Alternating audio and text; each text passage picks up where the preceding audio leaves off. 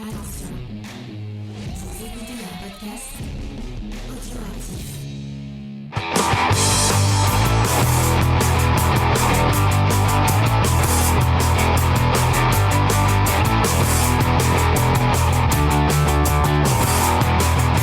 Salut à tous et bienvenue dans Comics Discovery, l'émission qui vous fait découvrir le monde merveilleux, magique et sémillant de la bande dessinée. Puisque cette semaine, on va vous parler d'une bande dessinée qui sort chez Rue de Sèvres, qui s'appelle Le visage du créateur. Et la question que l'on va se poser, c'est est-ce qu'on va enfin aimer une bande dessinée ou un comics en 2026 ? Vous aurez la réponse tout à l'heure, puisque si vous avez écouté les émissions, eh bien sachez que pour l'instant on a chié sur tout ce qu'on a fait en review depuis le début. Et je tiens à m'excuser auprès de nos auditeurs, puisque j'ai 2 émissions de sortie qui sont montées. J'ai pas écrit les descriptions, donc là il y aura 3 émissions qui vont sortir peut-être d'un coup sur la même semaine. Voilà, je suis désolé, c'est la vie, tout ça. Mais en attendant, je vais dire bonjour à la petite équipe. Enfin, petite équipe, on est 4, donc ça, on n'est pas si petit. Donc déjà, commençons par Céline. Salut Céline. Salut. Il y a aussi Cécile avec nous. Salut Cécile. Salut tout le monde. Et Spade. Salut Spades. Spades avec Ground Control. Oui, effectivement, il fait une ref à l'univers de la NASA, de tout ça, puisque le visage du créateur, comme son nom ne le dit pas, parle est-ce que ça parle de la conquête spatiale ? Ça parle d'un drame autour de la conquête spatiale, mais on vous en parlera un peu plus juste après le reco. Moi j'en ai une énorme, vraiment. J'ai adoré ce bouquin. Je crois que ça fait un moment, ça fait au moins 2 ans que j'avais pas lu vraiment j'ai lu bon bref on s'en fout. Ça fait un moment que j'avais pas lu vraiment un livre en papier où j'avais pris le temps de le lire et de m'y mettre. Je lisais beaucoup en livre audio et je ne lisais pas je lisais beaucoup de BD, mais je lisais pas de livres avec pas d'image dedans.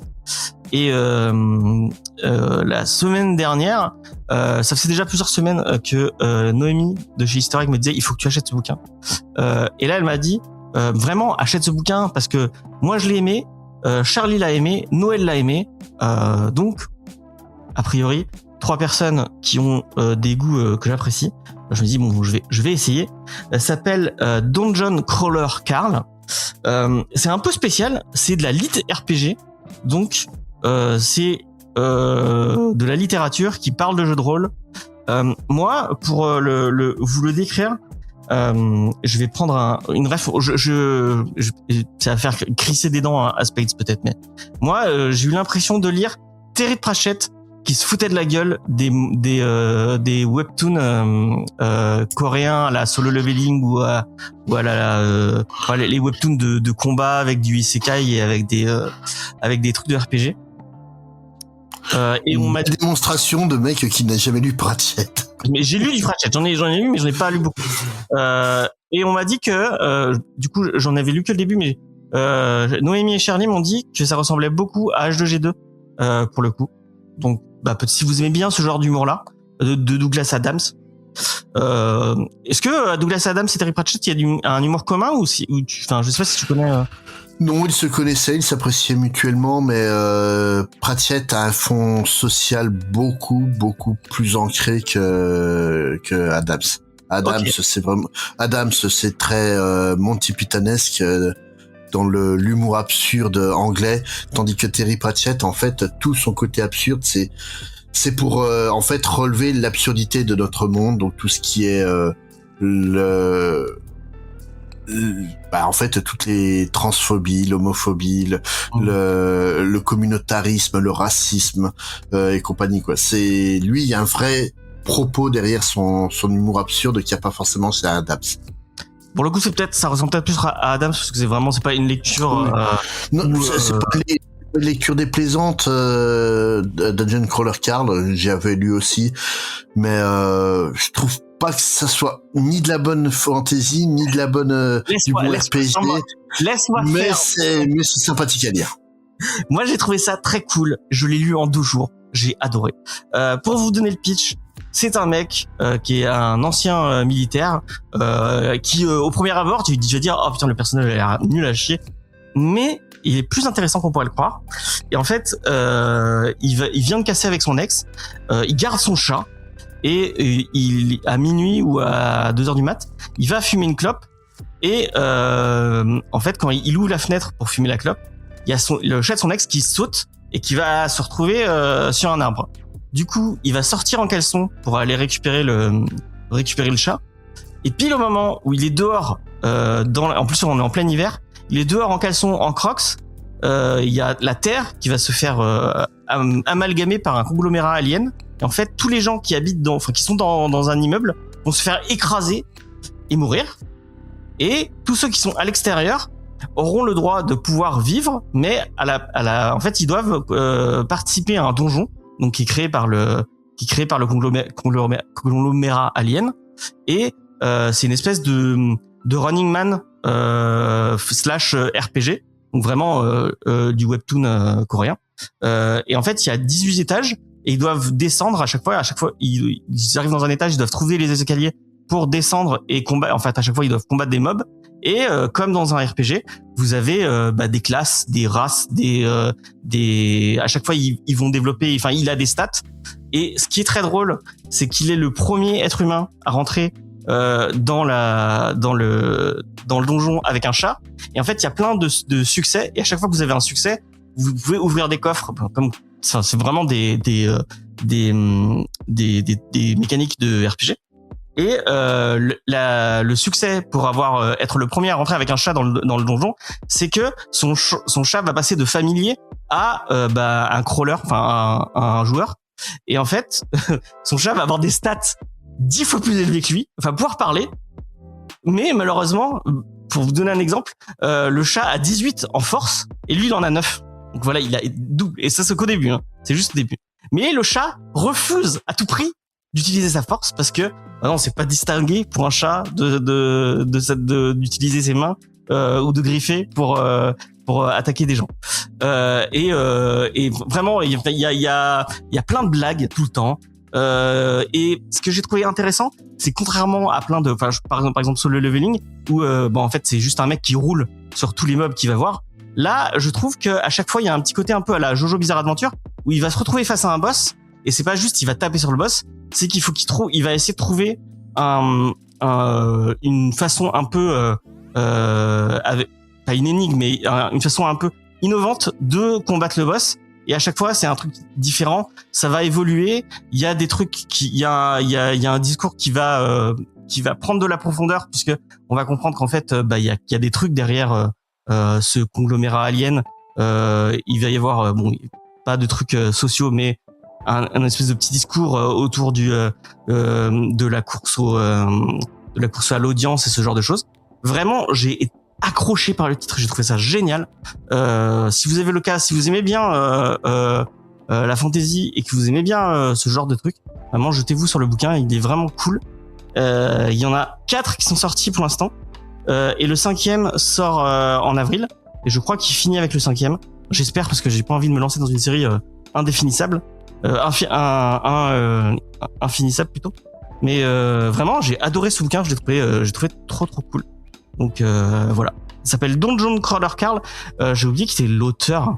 Je crois que c'est Dan. Je sais plus comment. Et contrairement à ce que disait Spades, moi je trouve que c'est de la bonne littérature. Je ne sais pas parce que je suis en train de lire les Hauts du Relevant en même temps en bouquin. C'est un autre niveau d'écriture. C'est un autre niveau d'écriture. Mais je trouve qu'en niveau RPG, il y a des mécaniques qui sont bien trouvées. Il y a, vraiment, c'est. Ah, je suis pas d'accord. Hein. Cliff, il level up au milieu du bouquin. Quand même.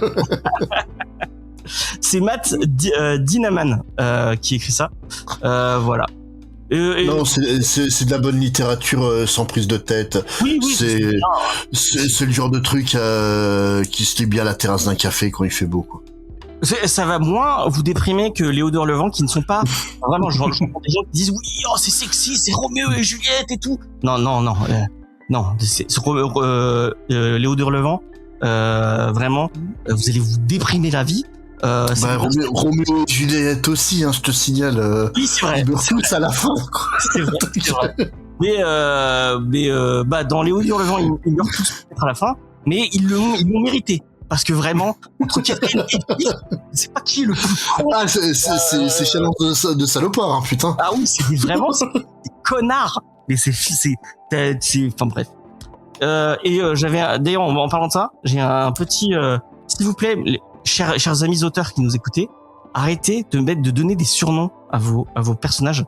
Il y a un personnage qui s'appelle Hélène dans le bouquin, donc dans Les Hauts du Hurlevent, qui est la domestique. Et dès qu'il y a un personnage qui est plus haut qu'elle dans le rang social, il va l'appeler Nelly. Et à chaque fois, je mets 2 minutes à dire ah c'est qui Nelly, merde. Parce que Hélène, Nelly, je savais pas que c'était un diminutif de Hélène, mais et en plus moi je connais une Hélène, je connais une Nelly, donc à chaque fois je fais le lien dans ma tête et ah non c'est pas ça, c'est tac tac. Enfin, bref.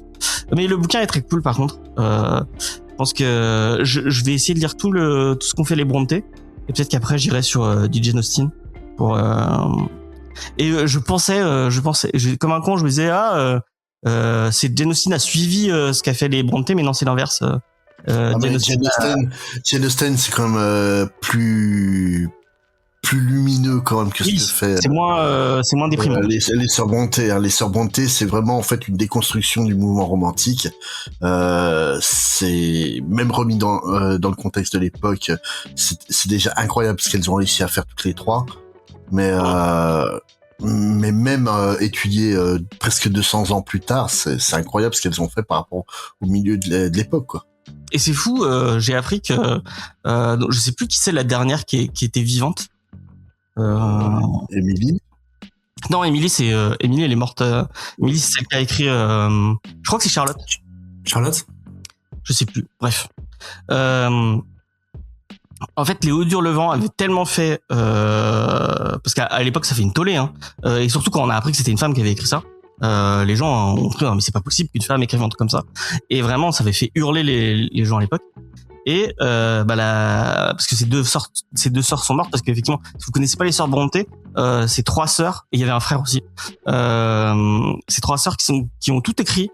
Donc Charlotte, elle a écrit Jeannère, si je dis pas de bêtises.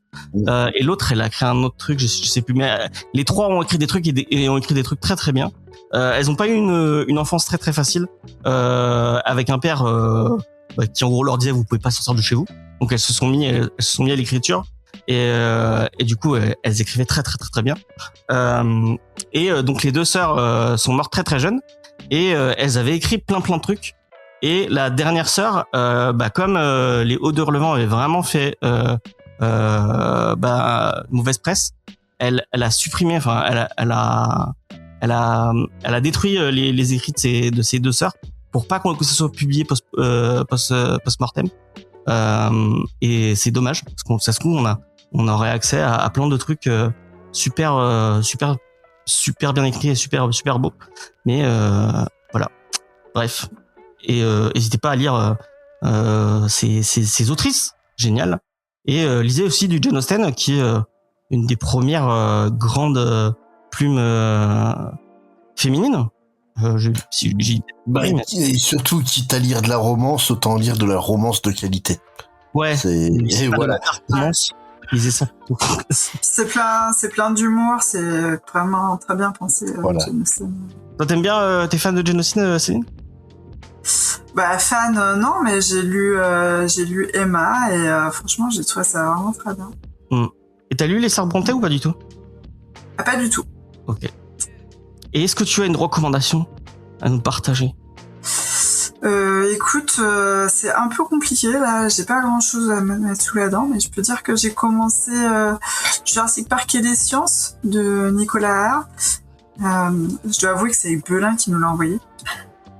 Parce que on en a parlé avec Nicolas en fait. Nicolas Haar, on l'avait reçu dans Geeks Forum sur Dune.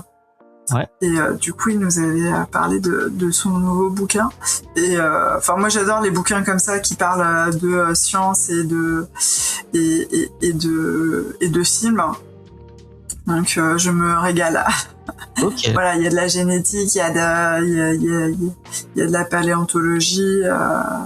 Puis ça parle aussi de comment ça a été adapté aussi, Jurassic Park en général. Donc non seulement les films, mais aussi qu'est-ce qu'ils ont exploré dans les jeux vidéo, qu'est-ce qu'ils ont exploré dans les BD, qu'est-ce qu'ils ont exploré dans la littérature. Où moi, j'ai pas du tout exploré tout ça.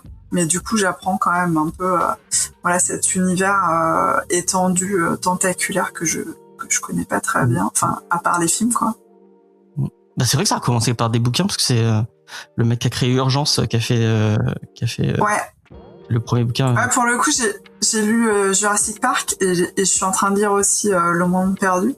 Ouais. C'est plutôt sympa à lire aussi. Ouais. Ah mais J'ai oublié, Michael Crichton, c'est génial. Lui. Ouais. Ah, il a une belle plume. Hein. En fait, c'est très cinématographique déjà. Bah, il vient du cinéma à la base. C'est un réalisateur et scénariste. Il avait fait la grande attaque du train d'or de mémoire, le titre. XP saura nous dire sur les réseaux sociaux le titre exact. Mais c'est une grande perte, je trouve, son décès, parce que c'était quelqu'un qui avait une plume pour parler aux nerds et aux geeks comme on en a eu très très peu. Quoi. Et du coup, il y a Urgence sur Netflix qui est de retour. Donc, si vous avez envie de... Il a fait beaucoup de trucs sur la série ou il a fait juste... je connais pas l'ordre de production de Urgence. Bref, on en parlera peut-être un jour. Cécile, est-ce que tu as une recommandation à nous partager? Recommandation, oui, toute récente, parce que c'est sorti hier. C'est un film d'animation qui s'appelle Goat, qui nous vient des studios d'animation de Sony. Ouais. Et donc de quoi ça parle, Goat? Ça parle d'abord d'un univers anthropomorphe, où il y a un sport qui fait fureur, c'est le rollerball, une variante du basketball, pratiquée surtout par les animaux les plus grands, les plus impressionnants, les plus imposants. Et il y a une chèvre qui a envie d'y participer. Sauf qu'en fait, on lui rappelle tout le temps qu'il est trop petit pour faire ça. Mais tout de même, il va se motiver et il va capter l'attention de son équipe, l'équipe qu'il a connue depuis enfant et qu'il admire. Sauf que maintenant, en fait, elle est un peu... Nulle. Voilà. un peu en chute, et du coup cette chèvre va être draftée du coup à rejoindre cette équipe. Ok.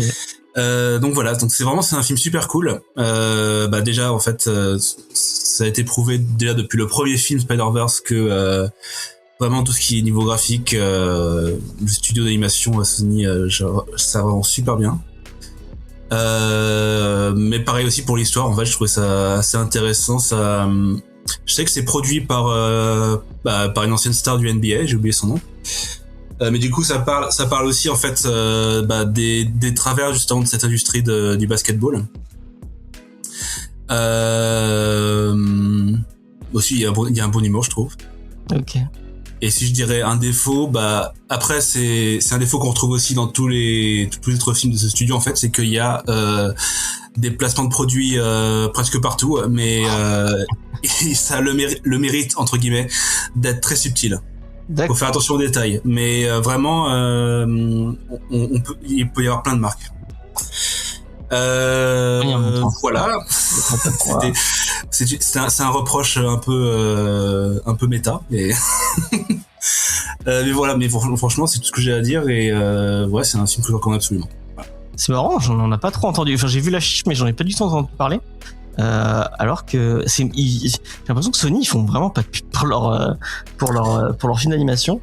Alors que déjà qu'il n'y a pas déjà une forte réputation du basketball en France. Ouais. Peut-être ça. Hein. Ouais. Plutôt que à l'inverse faire la promotion pour Spider-Man. Les Mitchell et les machines, ils ont fait pareil. Enfin, c'était un peu sorti dans le. C'est vrai. L'indifférence générale, alors que vraiment, vous voyez Mitchell et les machines, c'est ouf, c'est trop bien. Et d'ailleurs, alors j'ai pas remarqué, mais mon mec qui regardait avec moi, il avait dit que il y avait une référence aux Beatles dans ce film Goat. Okay. Voilà. Trop bien. Et c'est ceux qu'on fait K-pop Demon Hunter aussi pour Pour les gens qui Oui. sont fans de K-pop Demon Hunter, hein. Je sais qu'il y en a qui nous écoutent, même si ce n'est pas mon cas. Et moi, ce que j'avais peur, vraiment, est-ce que le problème, à chaque fois que j'arrive avec des trucs anthropomorphes, il m'arrive le même truc avec Zootopie. J'ai peur que ce soit le Beastars du pauvre, parce que Beastars c'est tellement bien, et je fais la comparaison à chaque fois, et à chaque fois, en fait, Beastars éclate. Enfin, je sais pas si tu l'as vu Beastars. J'ai pas encore lu Beastars, faudrait que je lui mette. C'est trop bien. Mais en tout cas, mais s'il fallait comparer Goat et Zootopia 2, franchement, je préfère Goat. J'ai pas vu Zootopia 2. J'ai trouvé ok. Ok. Mais le premier, moi, j'avais trouvé cool. Mais le 2, on n'est pas allé le voir parce qu'il y a un serpent dedans et Faye, elle aime pas les serpents. Ah, je comprends aussi. Ouais, c'est pareil. Moi, j'ai vu le premier, j'avais bien aimé. Hein. J'ai trouvé que c'était vraiment Tu l'as vu, le sympa, 2, du coup? mais le 2, j'ai pas encore vu. Ok. Et je vais pas lui poser la question parce qu'il n'a pas vu de film passé les années 70. Non, c'est pas vrai. J'ai vu le premier Zootopia. Et tu l'as aimé? Bon, ça allait. C'était... Il y a mieux comme film dans le genre, mais ça passe. C'était un bon divertissement. C'est quoi ton étalon du genre truc anthropomorphique à part Black Sad? Alors là, franchement, De Cap et De Croc, Ah ouais, je l'ai pas lu, ça a l'air bien ça. c'est trop Robin bien. des Bois. Robin des Bois, oui aussi, mais De Cap et De Croc, je le mets à peu près 20 étages au-dessus de Robin des Bois de Walt Disney. J'ai pas vu de Cap.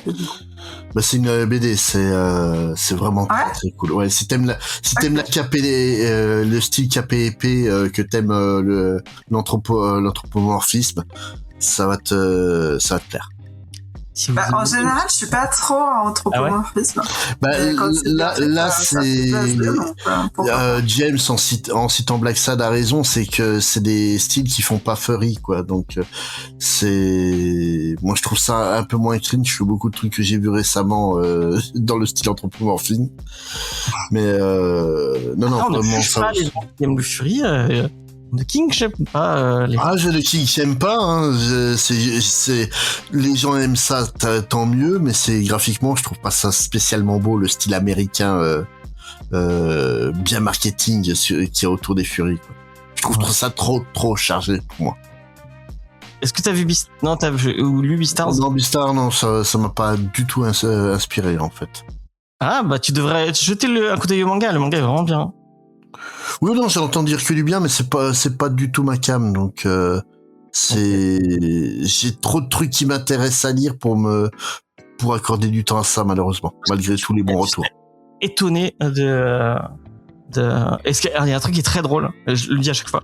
Mais la meuf parce que c'est une autrice, celle qui fait Beastars, c'est son daron. Oui. C'est le mec qui fait Baki. Ouais. C'est le truc le plus mascu et le plus cringe en baston que j'ai dû voir. Est-ce que c'est vraiment si mascu que ça? Parce que moi je trouve ça vachement crypto-gay quand même, quoi. Donc Ah ouais, tu trouves ça crypto? Ouais. Il sera.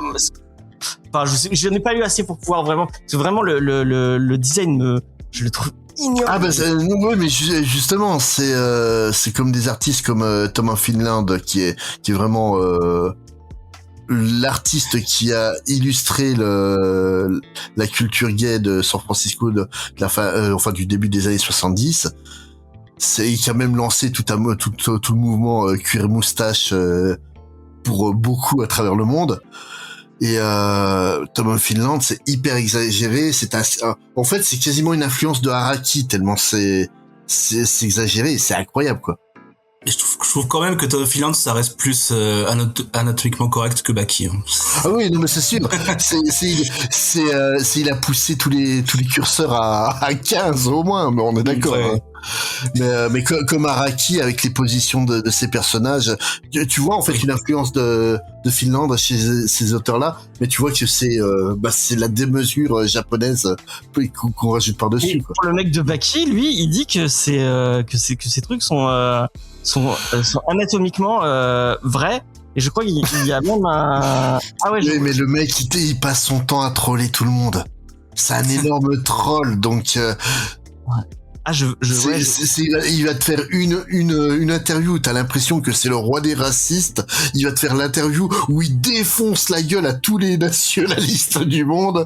C'est le mec en fait passe son temps à souffler le chaud sur tous les sujets. Quoi. Comme le mec de Chainsaw Man qui dit tout et n'importe quoi en interview. Voilà. Alors je viens de regarder Tom of Finland, je ne connaissais pas du tout. Et effectivement, je comprends qu'on le curé moustache. Non, mais le pire, c'est que le fameux style cuir moustache dont on se moque dans Police Academy, c'était une réalité qui est beaucoup inspirée par le travail de Tom of Finland. Okay. Et lui s'inspirait de Marlon Brando, en fait. Oui, ça se voit. Un très bon modélisé, ouais. Ça se voit. Mais c'est juste un illustrateur ou c'est de la BD? Non, lui c'était en fait c'est très très compliqué l'histoire de Tom of Finland parce que donc c'est un Scandinave qui a fait ça donc après la Seconde Guerre mondiale, à une époque où afficher sa sexualité, enfin surtout son homosexualité, c'était pas le truc le plus simple à faire à travers le monde. C'est vraiment en fait ça a été un des premiers représentants de la culture gay encore maintenant il est important, quoi. Ça surprend la première fois que tu tombes dessus parce que maintenant c'est devenu tellement courant son travail dans les pays scandinaves que par exemple mon camarade ce commissaire Grey Pigeon, ouais. Lui il a découvert Tom of Finland en allant dans son comic shop, et puis le comic shop avait mis les exemplaires de Tom of Finland au niveau des yeux des enfants, quoi. Donc Grey qui est français fait what? Mais là-bas en fait c'est plus ou moins c'est standard, quoi. Donc ok, c'est marrant comme ouais, et ça dépend, hein. Des fois c'est pas très autonomique. Bon, ouais, bref. C'est particulier, mais en fait si tu regardes bien, tu vois toute l'influence qu'il aura plus tard sur Araki et sur l'auteur de oui, je vois la rêve Jojo, effectivement. Mais c'est totalement assumé par Araki, hein, vraiment. Même le costume de Jojo vient de Tom of Finland au final. Ok. Est-ce que tu as une reco du coup, Speed? À la base non, mais vous m'avez fait penser à une en parlant de Crichton, donc le créateur de Jurassic Park et de beaucoup d'histoires que je trouve très très très cool, et notamment un de ces romans dont le sujet va correspondre avec ce qu'on fait aujourd'hui, c'est The Andromeda Strain, donc la variété Andromède, qui en fait parle de la NASA qui fait une expérience pour envoyer une sorte de capsule en orbite, récupérer ce que ça peut. Le truc débarque sur une petite ville et il y a un virus en fait qui va s'attaquer à la population locale. C'est vraiment en fait comme pour Jurassic Park, les dérives de la science et compagnie. C'est un super roman, c'est aussi un super film de 1971 qui est réalisé par un certain Robert Wise, qui est donc le grand nom de réalisateur derrière qu'est-ce qu'il a fait de mémoire, West Side Story, qui est quand même un très grand film, La Mélodie du Bonheur, qui est l'une des comédies musicales les plus célèbres des États-Unis, et surtout en fait c'est le réalisateur du tout premier film Star Trek, dont on va parler tout à l'heure. Ah, il est horrible. Bref. Ah oui, c'est vrai. Je tiens à souligner j'ai essayé d'inviter des Trekkies pour cette émission, même si c'est une engeance que je n'aime pas côtoyer. Mais petite pensée à Rémi pour une poignée de review. Parle de Star Trek. Ça existe encore pour une review, je ne sais même plus en fait. Je sais qu'il fait plein de trucs, mais je sais plus ce qu'il fait actuellement. On mettra les liens dans la barre d'infos. Vous irez voir tout ce que fait Rémi. Il fait plein de trucs. On est quand même le seul podcast qui mettons les travaux de ceux qui viennent pas. Voilà. Mais souvent je dis que je le fais, puis je le fais pas. Donc voilà. Donc oui, parce que moi je suis connu pour être la personne enfin, en vrai, je dis, j'ai jamais vu Star Trek et je chie dessus, mais j'ai vu tous les films parce que on avait fait il y a très longtemps, on a fait une vidéo sur quand le premier, c'est le premier ou le deuxième, je ne sais plus, film Star Trek s'est sorti. Avec Faye, on avait regardé tous les films Star Trek. Du coup, je me suis tapé tous les films Star Trek, sans avoir vu la série. Et, j'ai passé le pire moment de ma vie parce que tous les films Star Trek sont tous horribles, notamment celui où il cherche une baleine, sur Terre, de nos jours. Vraiment qui est nul à chier. C'est Star Trek 4, Retour sur Terre. Ouais, oh, c'est horrible. Tu les vois. Ah bah c'est un nanar, hein. C'est vraiment un nanar. Hein. Léonard Nimoy avec son bandeau sur les oreilles pour pas qu'on voit qu'il est Spock. Ça se passe à notre époque en fait. Celui qui est super connu et dont tout le monde dit que c'est trop bien, avec le fameux Khan. Ouais. Oh, qu'est-ce que c'est chiant. C'est long. Enfin, j'aime bien. C'est lent, hein, les films Star Trek. Ah ouais, vraiment. Mais après, j'y vais avec un a priori parce que j'aime pas. Enfin, j'ai un a priori sur Star Trek. Et alors que ça se trouve j'adorerais, mais je n'ai pas envie de regarder. Mais après, j'aime pas trop les SF, donc c'est voilà. Moi, je préfère Battlestar Galactica. Ce sera dit. Pas moi. C'est très bien. Ah ouais, bah tu as tort. Voilà. Et Gaius Baltar, meilleur président de toute de l'humanité. Voilà, ce sera dit aussi. Donc, Céline, elle est morte de rire parce qu'elle a dû voir Battlestar Galactica et elle sait à quel point Gaius Baltar n'est pas un bon président du tout. Mais il est meilleur que Roselyne, qui est horrible. Voilà. Je répondrais juste non. C'est une private joke avec Faye, parce qu'on se bat sur. Bref, c'est pas cool. Donc cette semaine, on vous parle de BD, puisque je le rappelle, on a décidé cette année, de toute façon, que on allait parler de un peu tout ce qu'on voulait dans Comics Discovery, que le médium est large et que il y a des trucs intéressants en comics, il y a des trucs intéressants en BD, il y a des trucs intéressants en manga, mais on a une émission consacrée au manga qu'il faut qu'on relance un jour, peut-être, on verra. Et donc là, on va vous parler d'une BD qui sort chez Rue de Sèvres. On remercie Rue de Sèvres de nous avoir envoyé le PDF pour qu'on puisse le lire. C'est une BD qui s'appelle Le visage du créateur. C'est écrit par Laurent Fadric Bollet, dont je connaissais pas le travail, qui est journaliste et auteur de BD, qui a écrit plein de BD. Je vais vous citer les BD qu'il a fait, mais moi ça ne me parle pas, je les ai pas lus. AD Grande Rivière, Apocalypse Mania, La lutte de la chimère, et du coup il a écrit aussi apparemment il a été commentateur TV aussi. Bon, bref.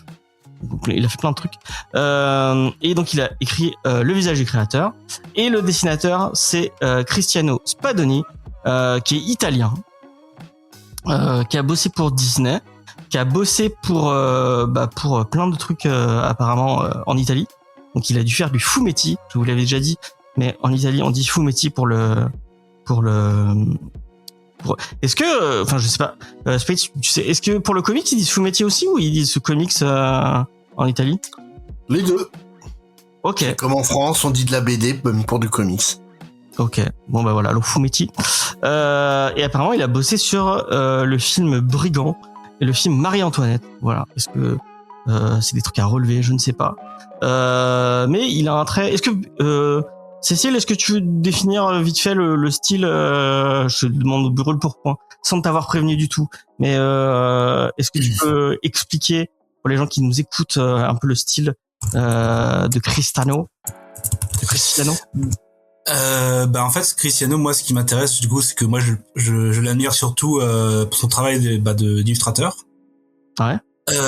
Qui est un peu, déjà, je suppose, imprégné de son expérience d'animation, parce que justement, il a un trait très rough. Et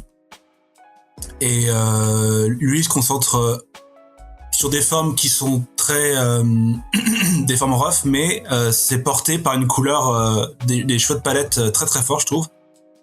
Alors du coup, pour cette BD, pas trop parce que on retrouve pas trop ça du coup. Mais oui, en fait là c'est la première fois que je découvre Spadoni en tant que dessinateur de BD. Et justement cette approche, c'est pas la première fois que ça m'arrive, mais que en fait il y a un illustrateur que j'aime beaucoup et qu'après ils se mettent à faire de la BD. Et quand il y a la période d'illustrateur, je me dis ce serait intéressant de voir ce qu'il fait en BD. Et justement, quand on arrive à cette étape de la BD, des fois, ça peut passer ou ça peut casser. Dans le cas justement du visage du créateur, je trouve que Spadoni, enfin, il a un peu un style qui peut devenir uncanny, hein, dans le sens qu'en fait, il arrive à représenter les personnages, surtout là parce que ce sont des personnages réels. Ensuite, en fait, il sait que il bosserait beaucoup trop longtemps sur cette BD s'il devait maintenir la même cohérence d'une case à l'autre. Mais en tout cas, t'as certaines cases qui, on va dire, des cases clés. Et ensuite, justement, les autres cases où là, on peut avoir des visages qui sont un peu plus uncanny, etc. Et en soi, ça correspond avec son travail d'animateur, en fait. C'est genre, il faut gérer les frames, les keyframes, et ensuite essayer de gérer les in-between qui vont avec. Et malgré le fait que qu'il y ait justement cette transition qui est assez difficile d'illustration à la bande dessinée, et aussi le choix du noir et blanc. J'ai quand même beaucoup aimé graphiquement cette BD. C'est vrai que je suis en train de regarder ce qu'il fait en illustration et ça ressemble pas du tout à ce qu'il fait dans la, notamment les Julia. Il y a apparemment il a fait plein de covers pour Julia, qui est un truc criminel italien, qui est super graphique. C'est super joli. Mais ça ressemble pas du tout au trait qu'on a vu dans la BD. Ouais. Mais moi aussi j'ai bien aimé j'ai bien apprécié. J'étais en train de réfléchir à ce que à quoi on aurait pu le comparer. Là, Céline veut parler, vas-y Céline. Ouais, moi je vais faire ma petite noob en BD, mais moi ça m'a fait penser du coup à Ron Roche, ce qu'il a fait pour les guerres de Lucas en fait, où il y a ce côté très storyboard noir et blanc, et lui aussi vient de l'animation, donc je pense qu'il y a vraiment une filiation dans le dessin, quoi. Et dans le trait, je rajouterais une influence de Ned Powell. Peut-être, je ne sais pas. Et moi j'avais une rêve de mon côté, c'était sur sa manière justement d'essayer de résumer les personnages avec un trait un trait très très inconsistant en fait. Alors je pensais que j'avais son nom en tête, c'était Nicolas Coulis, c'est un dessinateur qui bosse pour Télérama, mais je trouve zéro résultat. Mais j'étais persuadé que c'est son nom, mais voilà. C'est ça en tête. Donc l'illustrateur de Télérama. Ok. Voilà. Space, t'as aimé le dessin puisqu'on est sur la partie graphique? Je suis mitigé en fait. Techniquement, je la trouve excellente. On voit que le gars sait ce qu'il fait. Je connaissais pas avant son travail, j'ai donc été voir ce qu'il faisait sur internet, et j'avoue que oui, en dehors de la BD, il a un sacré coup de crayon, hein, le garçon. Mais en fait, je suis mitigé parce que je trouve que là, ça donne un style générique en fait à la BD. J'ai l'impression de voir le même trait tout le temps sur ce type de BD. Céline parlait des guerres de Lucas. C'est très très bien techniquement, mais ça manquait d'un petit grain de folie pour moi. Par contre, on reconnaît bien on en a pas parlé encore, mais il dessine super bien tout le monde, hein. C'est impeccable. C'est une histoire sur des gens qui sont réels, et on les reconnaît très bien. Ça y est, je me suis rattrapé. C'est Julien Couty, la référence que j'avais en tête. Donc, si vous voulez voir dans un style beaucoup plus aquarelle et en couleur, voilà, je vous conseille Julien Couty. Ok. Et donc, t'as aimé son trait sur la BD, parce que tu parlais de son trait en illustration sur la BD. Est-ce que t'as un commentaire à faire, Cécile? En soi, j'ai déjà parlé justement de la transition illustration BD, mais en soi, voilà, on a l'impression qu'il a un peu les mêmes habitudes qu'il avait qu'en animation. Donc en fait, je pense que je vais être un peu moins difficile un peu moins dur envers Spadoni que Spade. Mais non, franchement, je pense que c'est ça m'a plu. Voilà, je savais pas trop comment dire. Ça m'a surpris de sa part, mais je dirais pas que qu'il soit pas non plus planté dans le truc. Et franchement, C'était genre je trouve que c'est ouais, franchement, ouais, pour moi, c'est un trait qui porte bien le récit, je trouve. Ok. On va passer à l'histoire que je vais résumer très vite. Parce qu'effectivement, comme je l'ai dit tout à l'heure, c'est une histoire réelle. C'est une histoire réelle qui est prise un peu. Après, peut-être que c'est un reproche qu'on pourrait lui faire, mais moi j'ai trouvé ça intéressant. C'est qu'il prend plusieurs événements qui calent les uns à côté des autres pour parler, parce qu'effectivement ça parle de ce que disait Spades en off, le plus gros drame la plus grande catastrophe de la NASA, puisqu'il y a le 28 janvier 1986, oui, Challenger, l'explosion de la navette Challenger. Comme je disais dans le Discord, en fait, moi, elle m'a mis extrêmement mal à l'aise parce que c'est quelque chose que j'ai vécu, pas en direct parce qu'on n'avait pas la télé en direct à cette époque-là. Mais j'ai le souvenir du JT de 20h ce soir-là. J'ai le souvenir d'avoir vu cette navette exploser. J'ai des souvenirs de ma prof de CE2 qui nous expliquait qu'une de ses collègues allait se retrouver dans cette navette-là. Ça a fait remonter beaucoup de choses. Ce drame est un drame humain. C'est ce qu'essaye de raconter cette BD. Et je te laisse la parole, James. Donc, pour je vais résumer très vite. Donc, c'est un vaisseau spatial, une navette spatiale qui a explosé avec 7 personnes à bord. Et je crois que c'était un des premiers voyages aérospatial avec des civils à l'intérieur, dont une institutrice et un ingénieur. La NASA avait fait un espèce de concours pour tous les instituteurs et les profs des États-Unis, et il y a une institutrice qui avait puis il y a plusieurs institutrices, mais il y en a une qui a été choisie, et du coup en fait il y a toute sa classe et le monde qui l'a vu. Moi je ne l'ai pas vu puisque c'est mon année de naissance, 86, donc j'avais à peine quelques mois, mais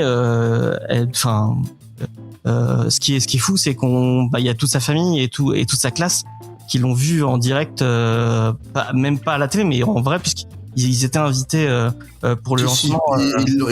Et puis même toute l'Amérique l'a vu tous les élèves américains l'ont vu en temps réel. Ouais. Parce que c'était diffusé à la télé, c'était diffusé dans toutes les écoles, quoi. Donc c'est un drame personnel, mais c'est aussi un drame national, c'est un drame scientifique. C'est beaucoup de choses, cette histoire. Et ce qui est fou, et ce que raconte la BD, c'est que c'est un drame qui aurait pu être évité très simplement. Et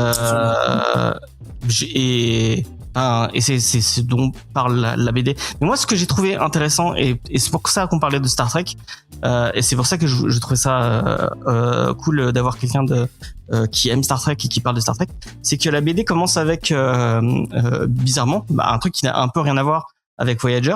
La BD commence avec une rencontre entre Nichelle Nichols et Martin Luther King, qui du coup Nichelle, est-ce que tu veux expliquer qui est Nichelle? Je pense que tu feras mieux que moi, Spade. Oui, tout à fait. Donc Nichelle Nichols, aussi connu à travers le monde comme le lieutenant Uhura de l'Enterprise. C'est donc une des premières actrices noires qui a eu un rôle majeur à la télé mondiale. Alors, j'allais dire américaine, mais mondiale. C'est une icône parce que Star Trek, et c'est justement pour ça qu'elle rencontre Martin Luther King dans la BD. C'est parce que dans la réalité, Martin Luther King l'a remercié de ce qu'elle était. En fait, pour vous donner une idée, il y a donc l'actrice Whoopi Goldberg qui expliquait que si elle était si elle était actrice ou présentatrice télé, qu'elle était connue aujourd'hui, c'est beaucoup grâce à Michelle Nichols, parce que la première fois qu'elle a vu Star Trek, sa première réaction, ça a été de se tourner vers sa mère en lui disant, maman, il y a une noire à la télé et elle fait pas le ménage. C'est vraiment, en fait, Star Trek, c'est plus qu'une simple série télé. Pour ça que c'est important de le placer là. Star Trek, c'est en fait donc Gene Roddenberry qui est donc le créateur de la série.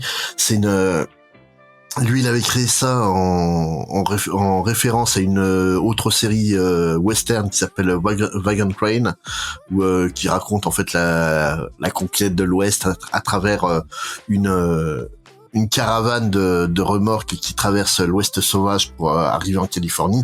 Et en fait, il reprend le même concept pour créer Star Trek. Donc une équipe qui va avancer dans l'ultime frontière, l'espace, comme disait donc JFK. Et en fait, ce qu'il fait, c'est proposer un équipage multiethnique, multiculturel. Et c'est la première fois qu'on voit ça à la télé. À la production, on a quelqu'un comme Lucy Ball, qui est donc une actrice de sitcom ultra célèbre, qui jouait dans I Love Lucy, où elle jouait en fait la femme bébête qui provoque catastrophe sur catastrophe, mais c'était en fait une véritable militante. Son mari était un des premiers latino-américains de la télé américaine. En fait, il y a une vraie volonté politique derrière Star Trek en général.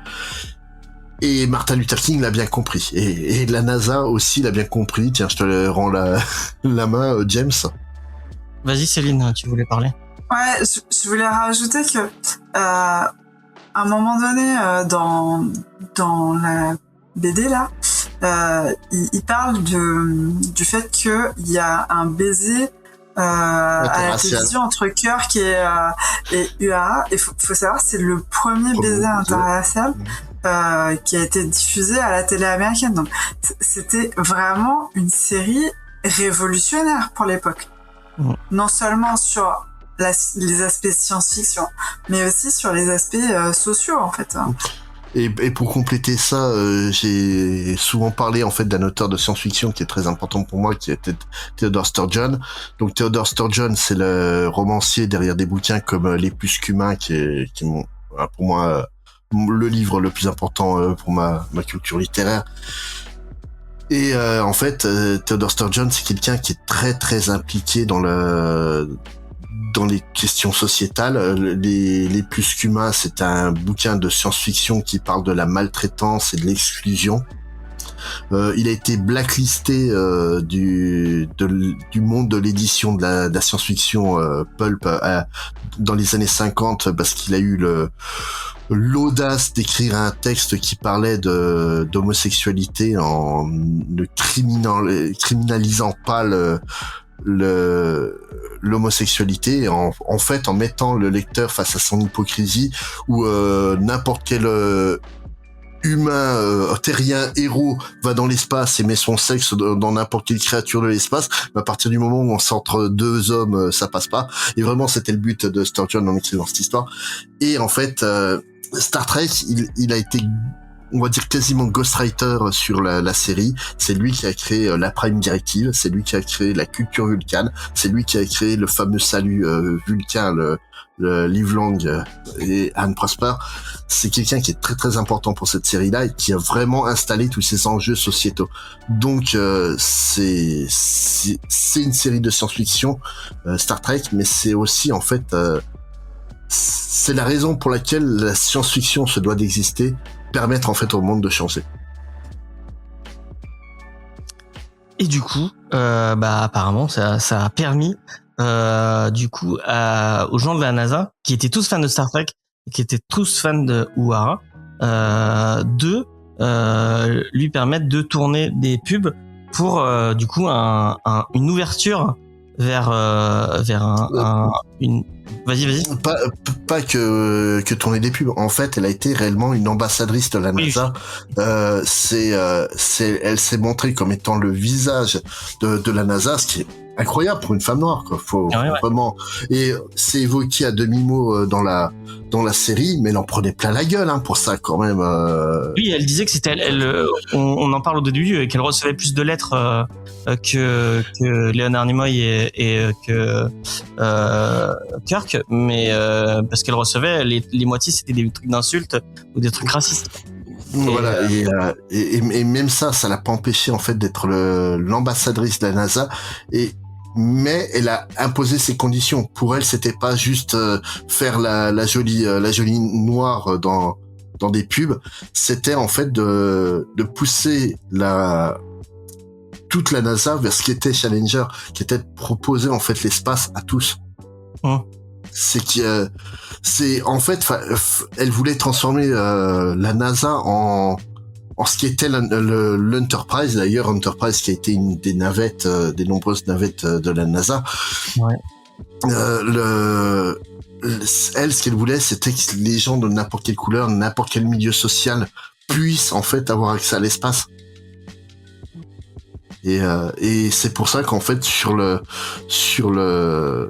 fameuse navette Challenger, on se retrouve avec 2 civils qui sont censés ne rien faire là, mais qui sont là pourtant. Ouais. Mais du coup, on va rappeler les noms de ces 7 personnes qui sont mortes suite à cet accident. On va appeler ça un accident. On a Ellison Onizuka, donc qui est le 2e civil, qui est un ingénieur. Je sais plus que. Non. C'est pas Onizuka, hein. Onizuka est un ingénieur de la NASA. C'est. T'es parti prof Onizuka, ça y est, ça va ensemble. Ouais. C'est ça. Voilà. Donc la prof, c'est Krista McAuliffe.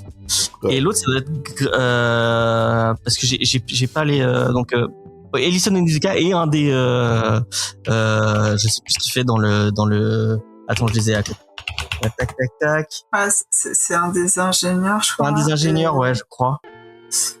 Et c'est marrant parce qu'on le voit en train de. Et l'autre civil, c'est Gregory Jarvis. Ouais, c'est ça. Ah, voilà. Et du coup, il y a aussi Judith Reneski, Michael Smith qui était le pilote, Francis Cobb qui était le commandant, et Ronald McNair. Et je crois qu'on a cité tout le monde. Voilà. Donc un équipage multiculturel aussi parce qu'il y a 2 femmes et il y a 2 personnes racisées puisqu'il y a un homme noir et un asiatique. Ce qui montrait un esprit d'ouverture de la part de la NASA et malheureusement ça finit pas forcément bien puisque ça finit par un accident. Est-ce qu'il y a quelqu'un qui veut donner son avis sur la BD? J'ai pas envie de spoiler vraiment. Et après, toute la question, c'est un. Là, on vient au Titanic. Hein. Est-ce que de dire que le bateau coule, c'est un spoil? Ouais. Est-ce qu'on spoil la réalité? Expliquer pourquoi il explose. C'est quand même quoique. Mais je sais plus. Et j'ai entendu cette histoire. Elle est super connue. Et je sais que j'en ai entendu parler de façon longue. Et je me demande si c'est pas Spades qui m'en avait parlé dans une autre émission. Parce que j'ai une image dans ma tête de toi en train de me parler de cette histoire. Mais c'est peut-être moi qui l'invente. Je sais pas si t'as souvenir d'en avoir parlé. Non, moi ça me dit rien d'en avoir parlé avec toi, quoi. C'est. Ok, moi j'hallucine. Ça doit être on entend parler dans une. Mais après, en fait, faut savoir que près de 20 ans plus tard, il y aura une autre catastrophe du même genre avec la navette Columbia en rentrant en atmosphère qui va partir en flammes de tous les côtés. Et à cette époque-là, on a beaucoup reparlé de l'histoire des Challenger. Ok.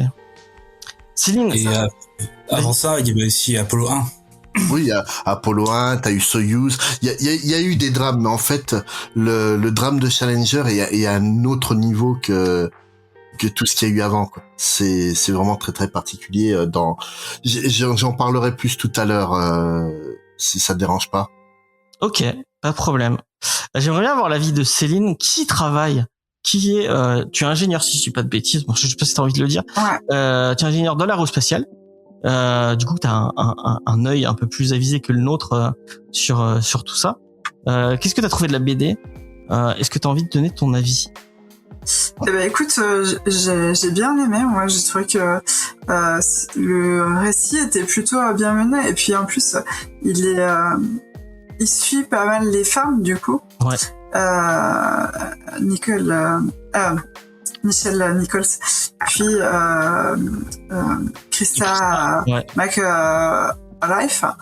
Je sais pas si ça se prononce comme ça.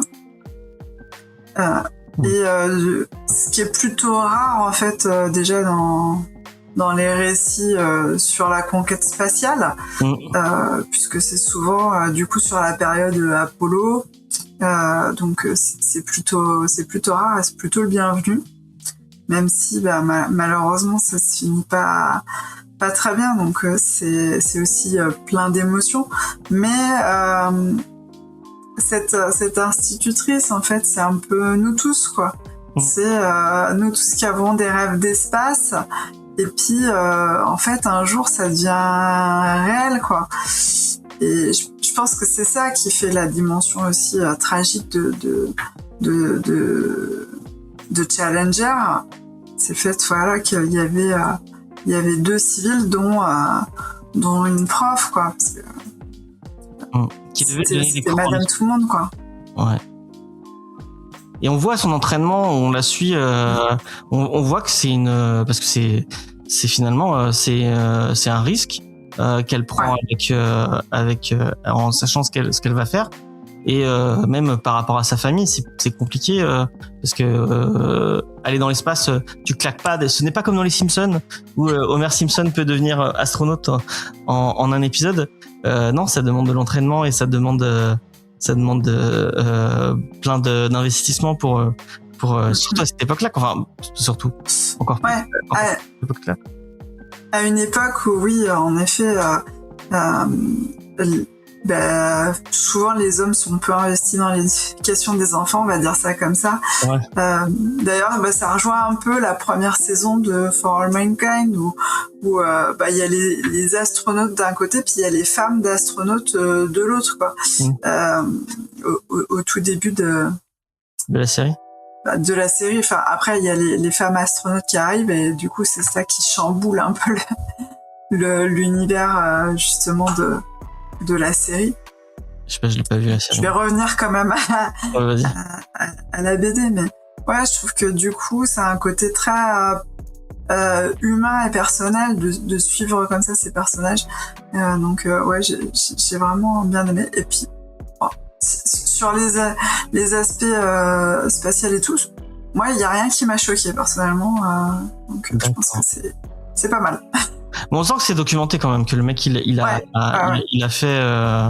Je sais pas si tout ce qui est raconté. Bon, Space va commencer direct à râler. Je sais parce que tout ce qui nous est narré est peut-être faux, notamment un moment où il y a 2 Américains qui demandent si on se tutoie ou on se voit, ce qui est en anglais.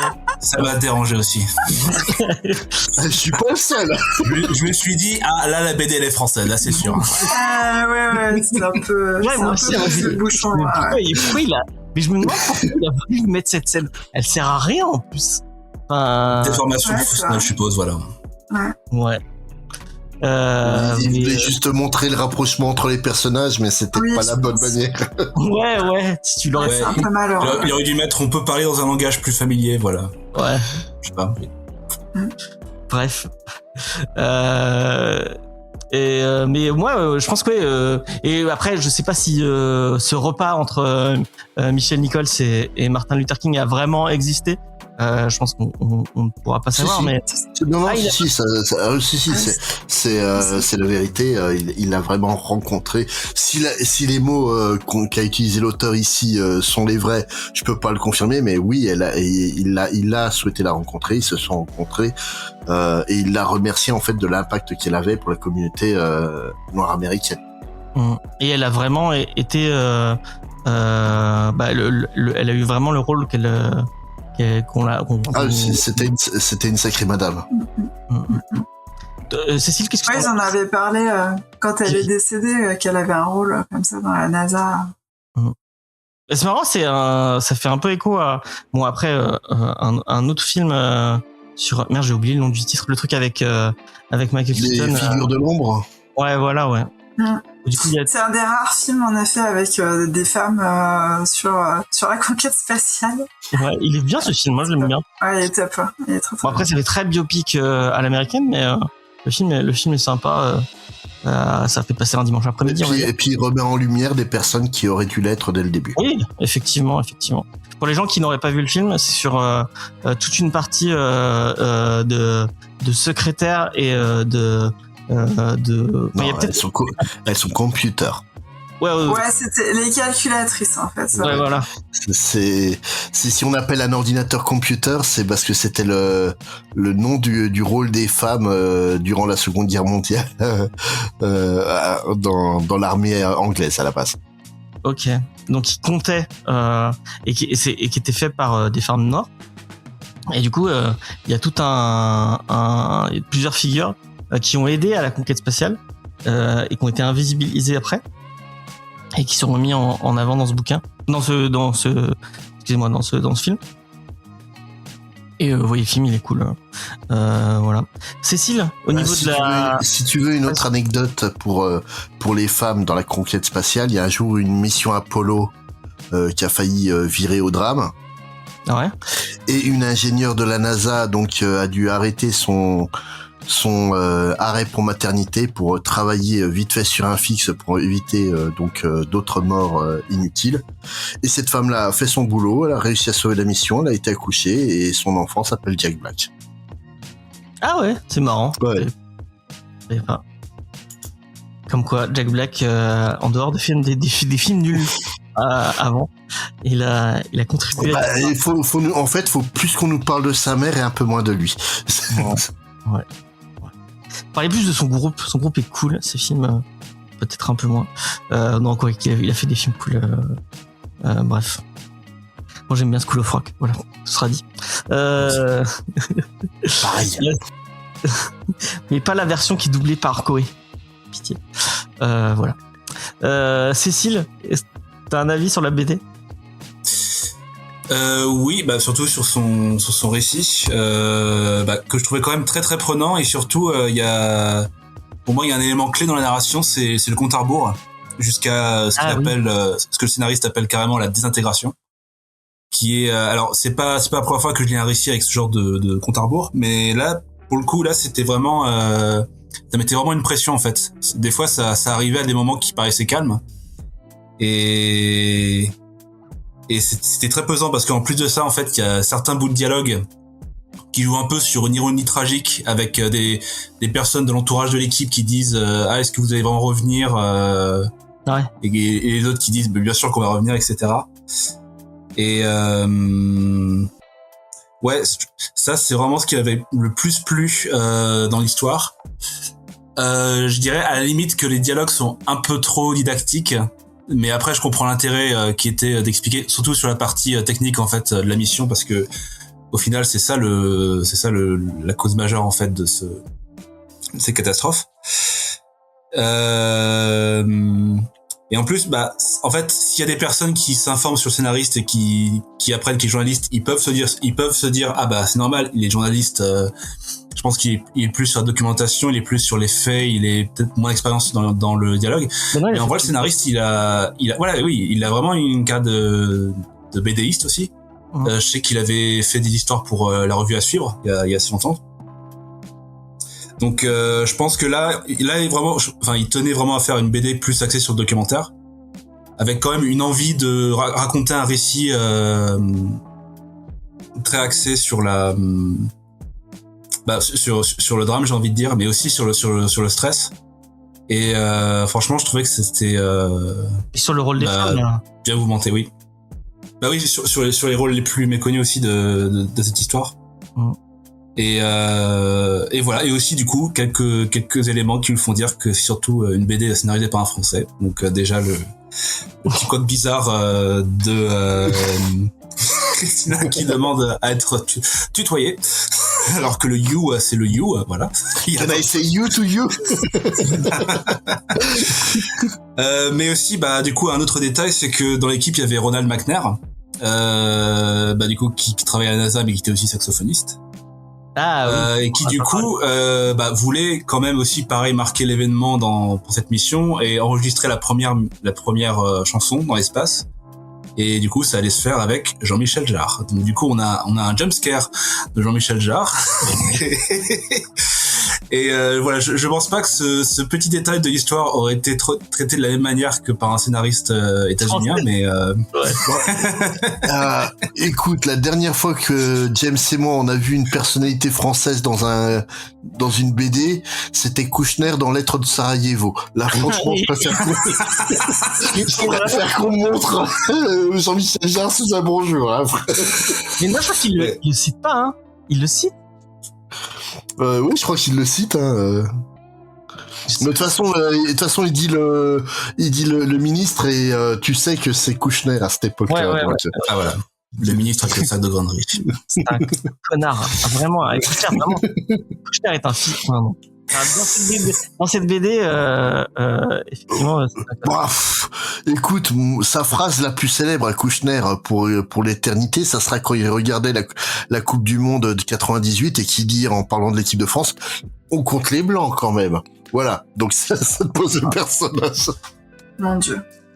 Et pour rappel, c'est dans Fax de Sarajevo, où, pour les gens qui ne l'auraient pas lu, c'est un éditeur de BD qui essaie de sortir sa famille du blocus de Sarajevo quand les Serbes bloquaient la ville.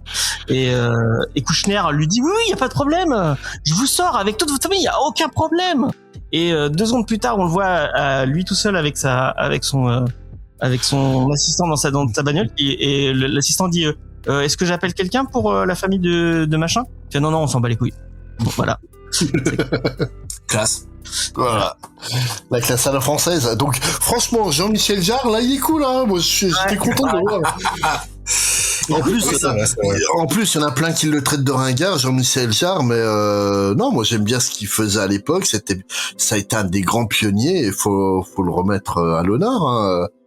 C'est pas complètement nul. Puis au moins il y avait pas de parole, il évitait de parler de faire des trucs sur coucher avec des gamines de 14 ans. Donc ça va. Petite pensée à Petit Lolo de Balavoine. Ouais, mais c'est rien, Petit Lolo. Va écouter. Troisième mention dans cette émission. Hein.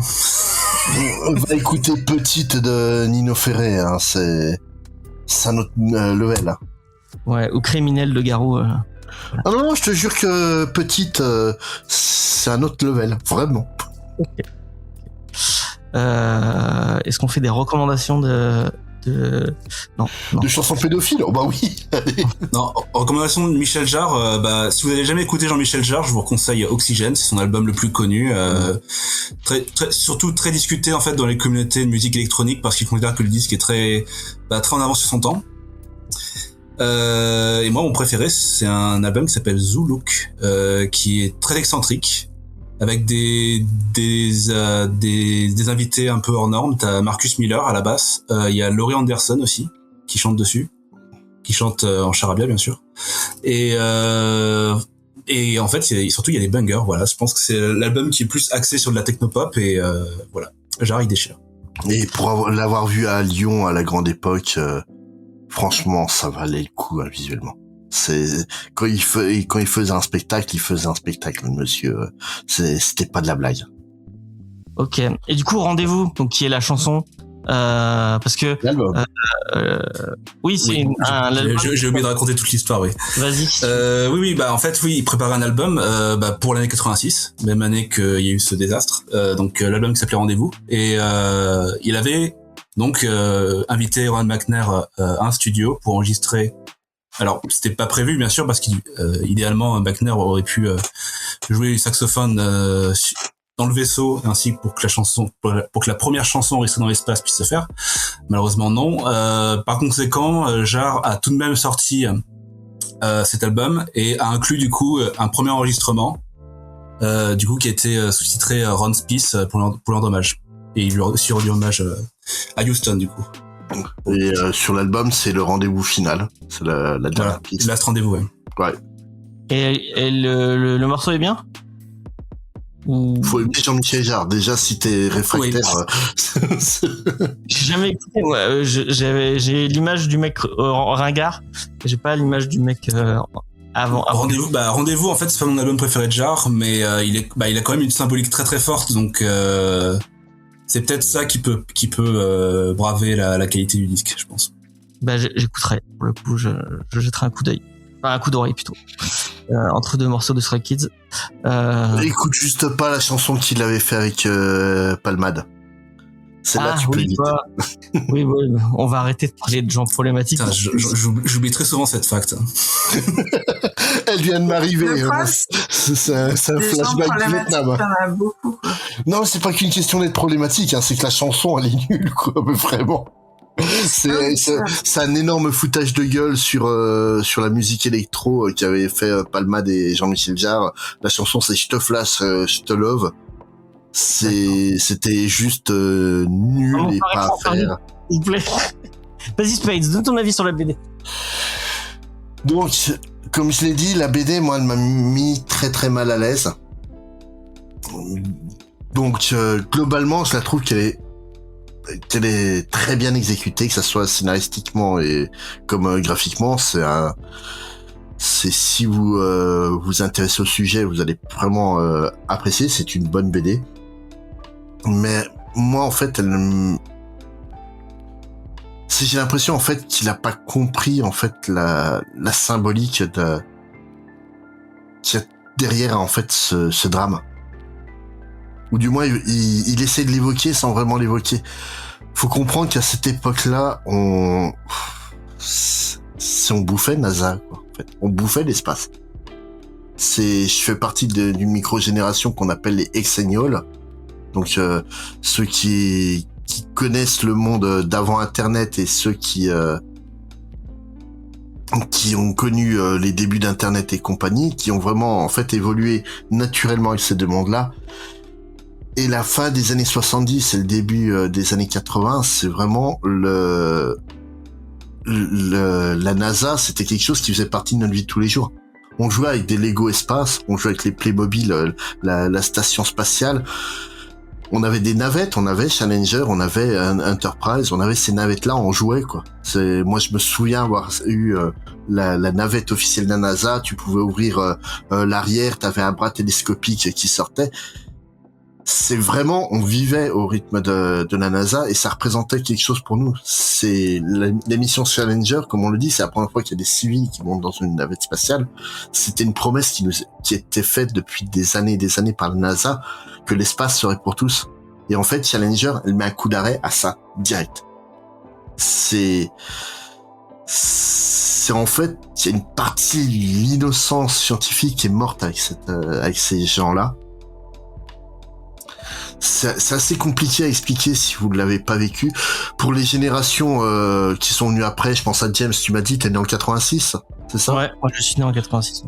Donc toi, tu as certainement eu le phénomène Jurassic Park où t'étais à fond sur les dinosaures étant gamin. Ouais, effectivement. Et encore aujourd'hui, en fait, quand tu vas dans un musée, que tu te retrouves devant un fossile de dinosaure, tu dois avoir un effet waouh qui se produit en toi. Oui, sûrement. Ouais, c'est effectivement. Et tu vois, en fait, ma génération, qui ont vécu ça, en fait, nous, c'est avec l'espace. Si on a grandi avec la promesse, en fait, qu'on irait sur Mars. Pour nous, Mars, c'était en 95 qu'on devait y aller. C'est pas en 2035, c'était à portée de main. Si on a touché les étoiles du bout des doigts et on est obligé de retirer la main. Il y a vraiment un truc incroyable. Ma génération, on a ce phénomène, tu vois, donc Céline, tu nous disais, tu es ingénieur dans le domaine de l'espace. Je suis sûr que tu as des collègues qui sont peut-être un peu plus vieux que toi, qui ont découvert leur vocation en jouant avec Mécano, quoi.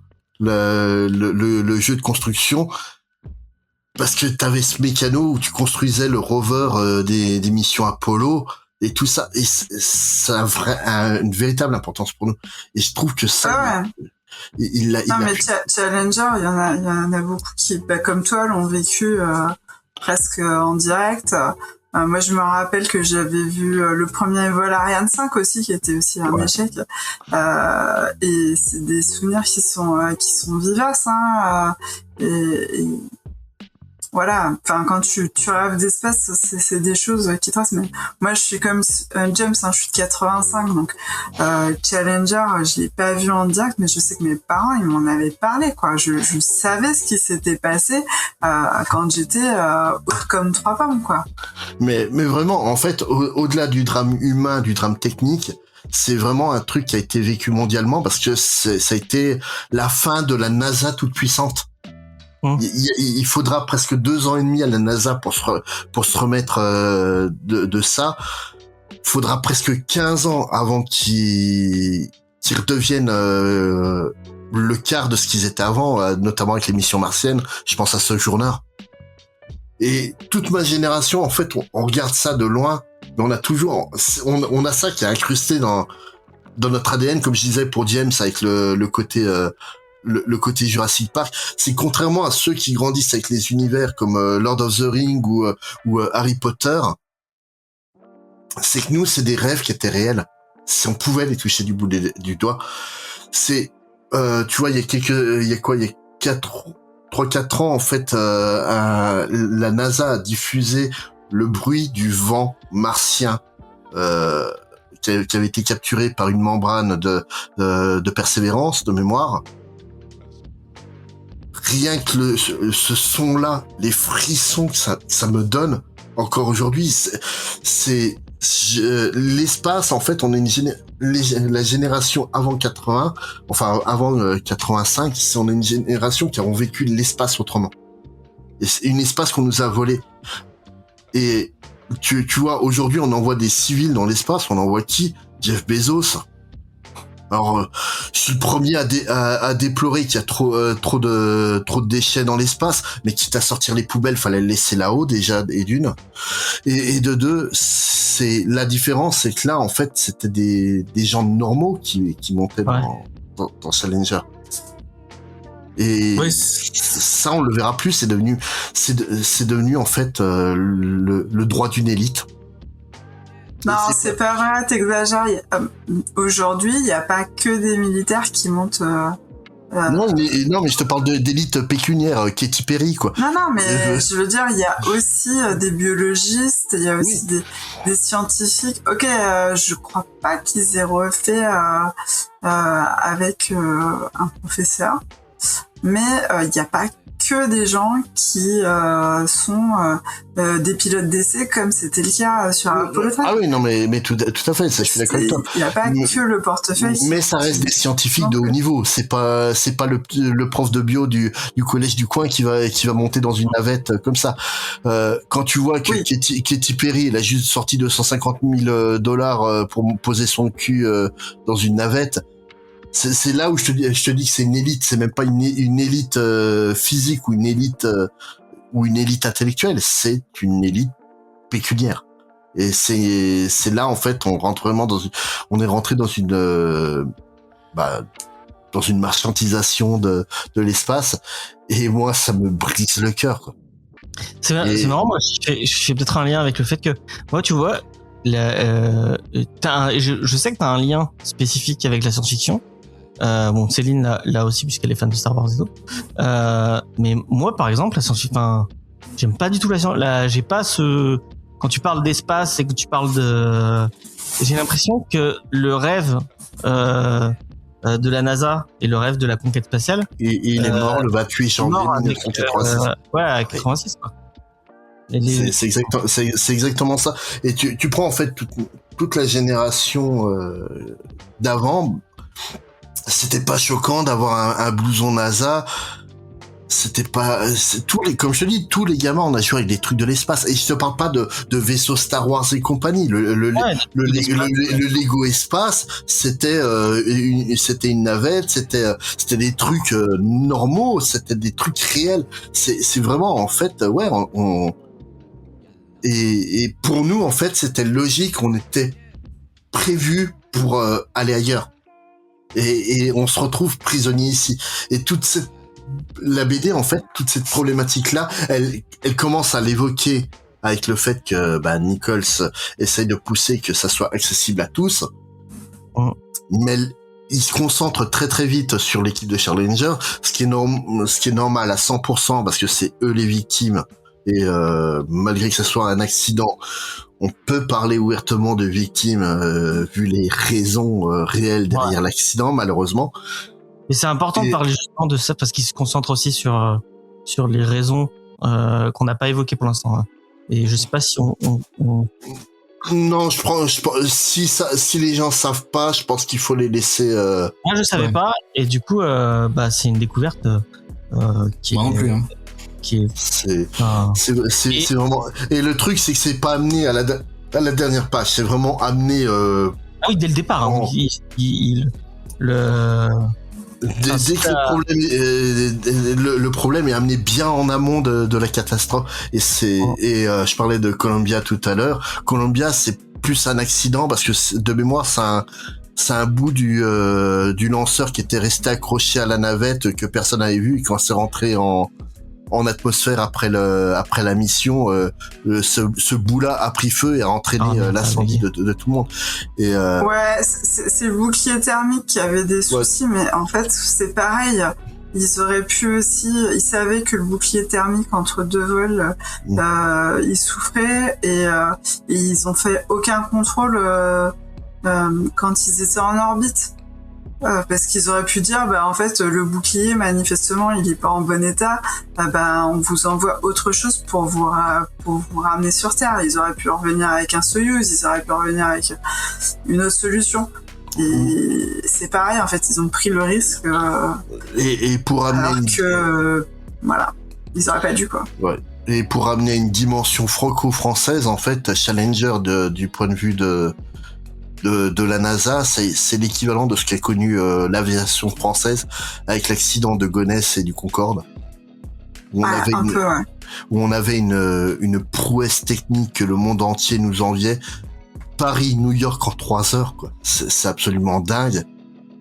Que cet avion que moi je trouve absolument sublime, mais j'aime le Giscard Punk comme on qualifie ce style-là. Le Concorde, je le trouve sublime. Il a volé pendant presque 30 ans sans avoir d'accident. Il a fallu d'un pour mettre un coup d'arrêt définitif, quoi. Et il faudra 20 ans avant qu'on commence à reparler de vols supersoniques pour les avions de ligne. Et en fait, j'ai juste l'impression qu'à partir du 28 janvier 1986, on parlait de Terry Pratchett plus tôt. Terry Pratchett, dans un de ses romans, il a une théorie par rapport au temps. C'est que le temps, en fait, c'est comme un pantalon. Des fois, on va dans une jambe, des fois, on va dans l'autre. J'ai juste l'impression qu'en fait, le 28 janvier 86, on a juste pris la mauvaise jambe. Et quand je vois le monde qu'on a maintenant, putain, je le regrette de plus en plus, quoi. On est quand même dans un monde où il y a quelques jours on a fait une minute de silence pour un petit facho, quoi. Donc je l'aimais bien, moi, mon époque où Indiana Jones il tapait sur des nazis. Ouais, c'est vrai. Et on continue à taper sur des nazis, hein. C'est important. Éviter la gueule parce qu'ils tiennent pas le coup, hein, puis ils meurent, mais ouais, taper. Bref, cette BD, malgré le fait qu'elle m'a mis particulièrement mal à l'aise parce qu'elle m'a fait remonter tout ce dont je parle depuis tout à l'heure, je la conseille quand même. C'est une bonne BD quand même, faut le dire. Parce qu'on a passé, je vais être sincère avec vous, je pensais pas qu'en janvier, on ferait que chier sur... Crisis, c'est bien, hein. Mais bon, je lisais pas Ça a été mal édité, voilà. C'est l'éditeur qui était pas bon. C'est pas cette version-là, mais lisez Crisis. Mais effectivement, le reste de ce qu'on a lu pour l'instant, c'est pas génial. Là, pour le coup, je vous le conseille fortement. La BD est Et, cool. Mais par contre, et même une adaptation ciné, ça serait pas déconnant, quoi. Il y a un petit côté, Ah ouais, il y a un côté l'étoffe des héros qui est pas inintéressant. avec une petite BO de Jean-Michel Jarre par-dessus. Tout à fait. Ouais, non, il y a moyen. Ouais, c'est assez. Bon après, ça fait souvent ce genre de film, ça fait un peu biopic avec. Ouais, bon, bref. Faut aimer les biopics quoi. Mais Pas forcément. Je cite dans le même style d'histoire l'étoffe des héros qui quand même sur la conquête du mur du son, notamment par Chuck Yeager. C'est un très très grand film quoi. Donc Apollo 13 aussi, c'est vraiment cool. ouais, mais Apollo 13 en fait on peut le rapprocher de l'histoire de Challenger, à la différence qu'en fait c'est facile de parler d'Apollo 13 parce que ça c'est bien fini. Oui, ça finit bien, ouais, effectivement. Là, ça finit pas. Et pour le coup, on parlait de. Moi, j'ai un énorme trigger warning sur la fin parce que je vais pas la spoil parce que. Mais moi, la fin, elle m'a pas laissé. Enfin, je sais pas vous, mais il y a une découverte qu'on fait à la fin du truc qui m'a. Je sais que je risque de faire certains cauchemars de cette fin qui a dû être bon, je l'ai pas spoilé, mais c'est si vous avez des phobies autour du crash d'avion et ce genre de choses, lisez pas la fin ou enfin bref. Tu y a Cécile qui relate avec moi.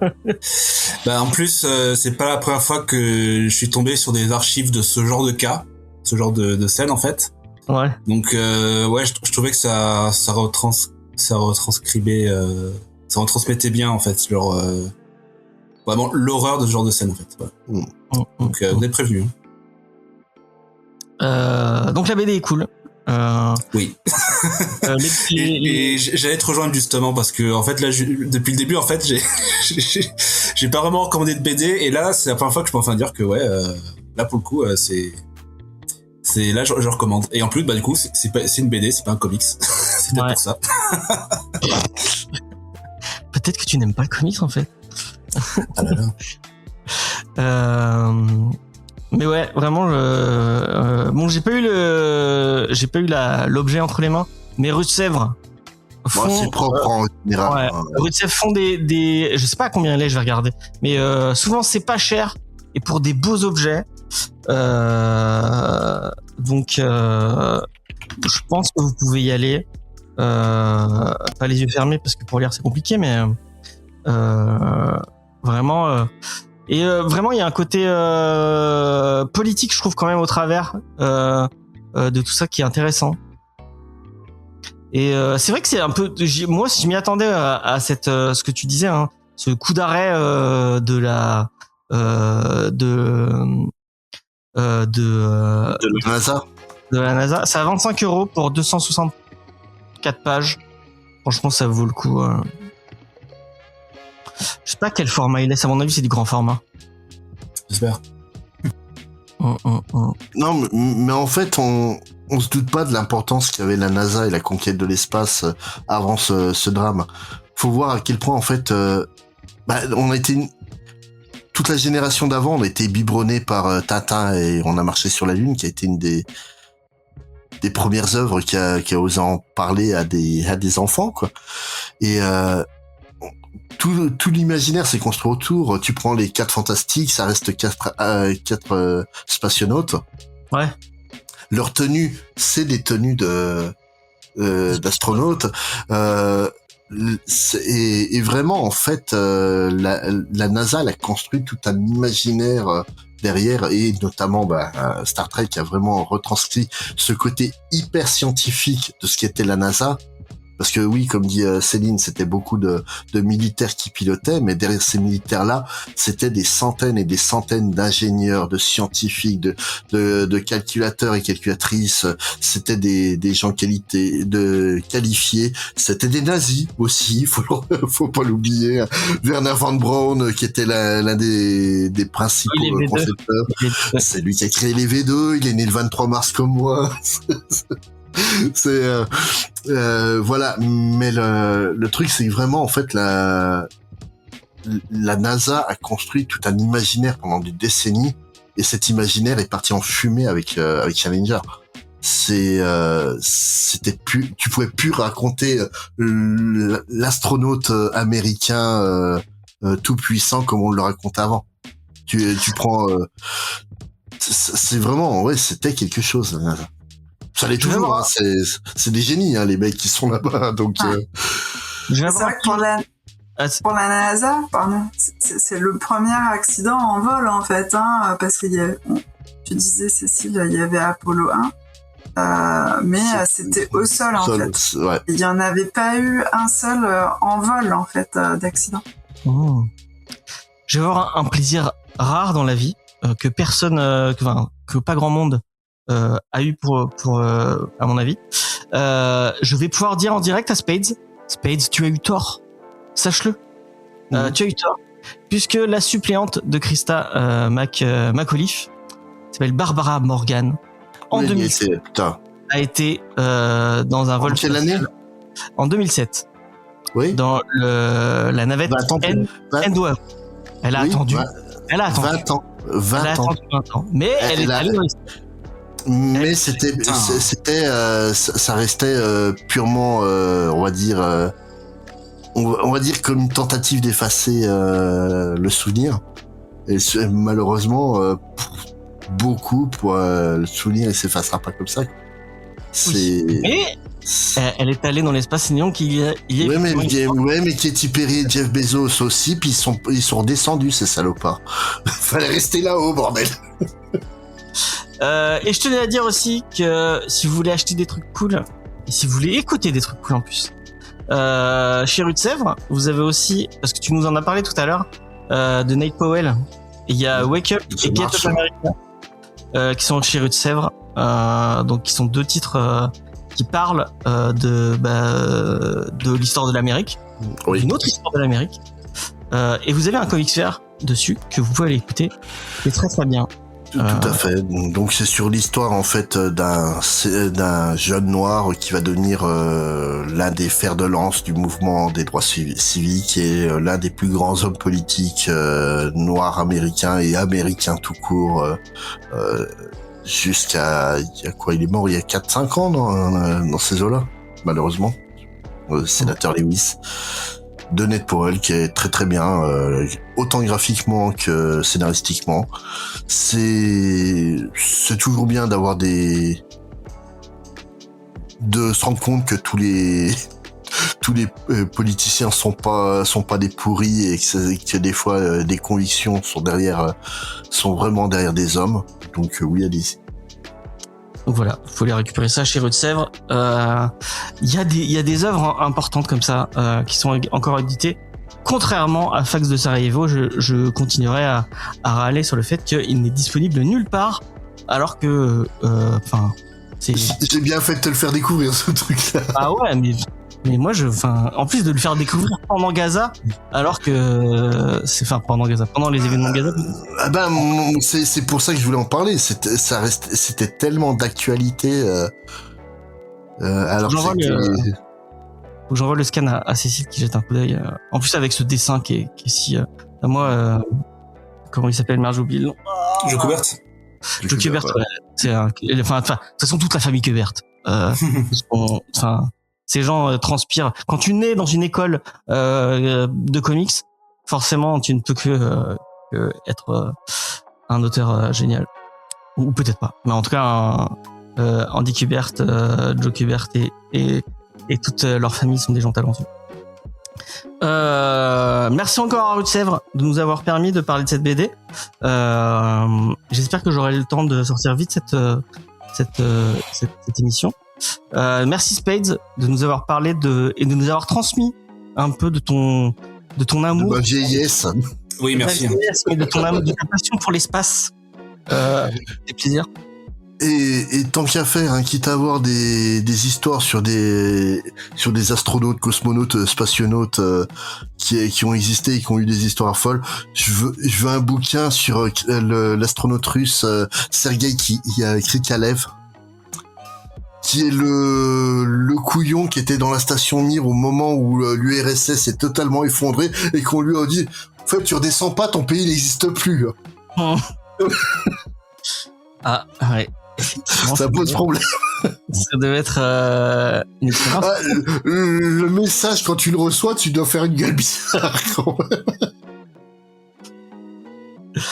C'est un peu Goodbye Lénine, mais c'est véridique, le mec a reçu un message, vous êtes bloqué là-haut, votre pays n'existe plus. Il a dû se dire, mais il s'est passé quoi la série? Non, j'imagine le trope de Goodbye Lénine, mais avec un mec, oui, l'URSS continue, il n'y a pas de problème. Vous voyez, si vous avez pas vu Goodbye Lénine, regardez Goodbye Lénine. Remarque, d'un côté, si on coupait toutes les communications avec la station spatiale internationale et qu'on faisait redescendre les astronautes qui sont bloqués depuis un moment et qui découvrent le monde dans l'état qu'on a actuellement, ils vont se poser des questions aussi. Hein. Si on est comme dans Community, hein, c'est la Darkest Timeline. J'ai découvert cet après-midi qu'il y allait avoir une expérience. Vraiment, j'adore le titre expérience. Que maintenant, les gens qui travaillent pour la SNCF auront le droit d'être équipés de taser. Nous sommes vraiment dans la Darkest Timeline. Voilà. C'est fou. C'est magnifique. Donc, si vous prenez le train, faites attention à vous. Ne vous faites pas taser. SNCF à nous de vous faire préférer le train. Ça commence à être loupé, là, les gars. Entre ça et les Wigo spéciales avec des chaîne free. Ouais, voilà, des wagons sans enfants, quoi. Mais Optimum, ouais. Vraiment, mais à quel point vous êtes des fils de pute. C'est beau. Enfin, bref. Il y a des fois, je me dis que le monde, faudrait qu'on balance une allumette pour en finir et puis qu'on en parle. On a le monde qu'on mérite, hein, j'ai l'impression. Vraiment. Ouais, franchement, je suis désolé, on a le monde qu'on mérite. J'ai rien fait pour avoir un karma de manière de comme ça, quoi. Ouais, mais il y a tellement de cons autour que, enfin, bref.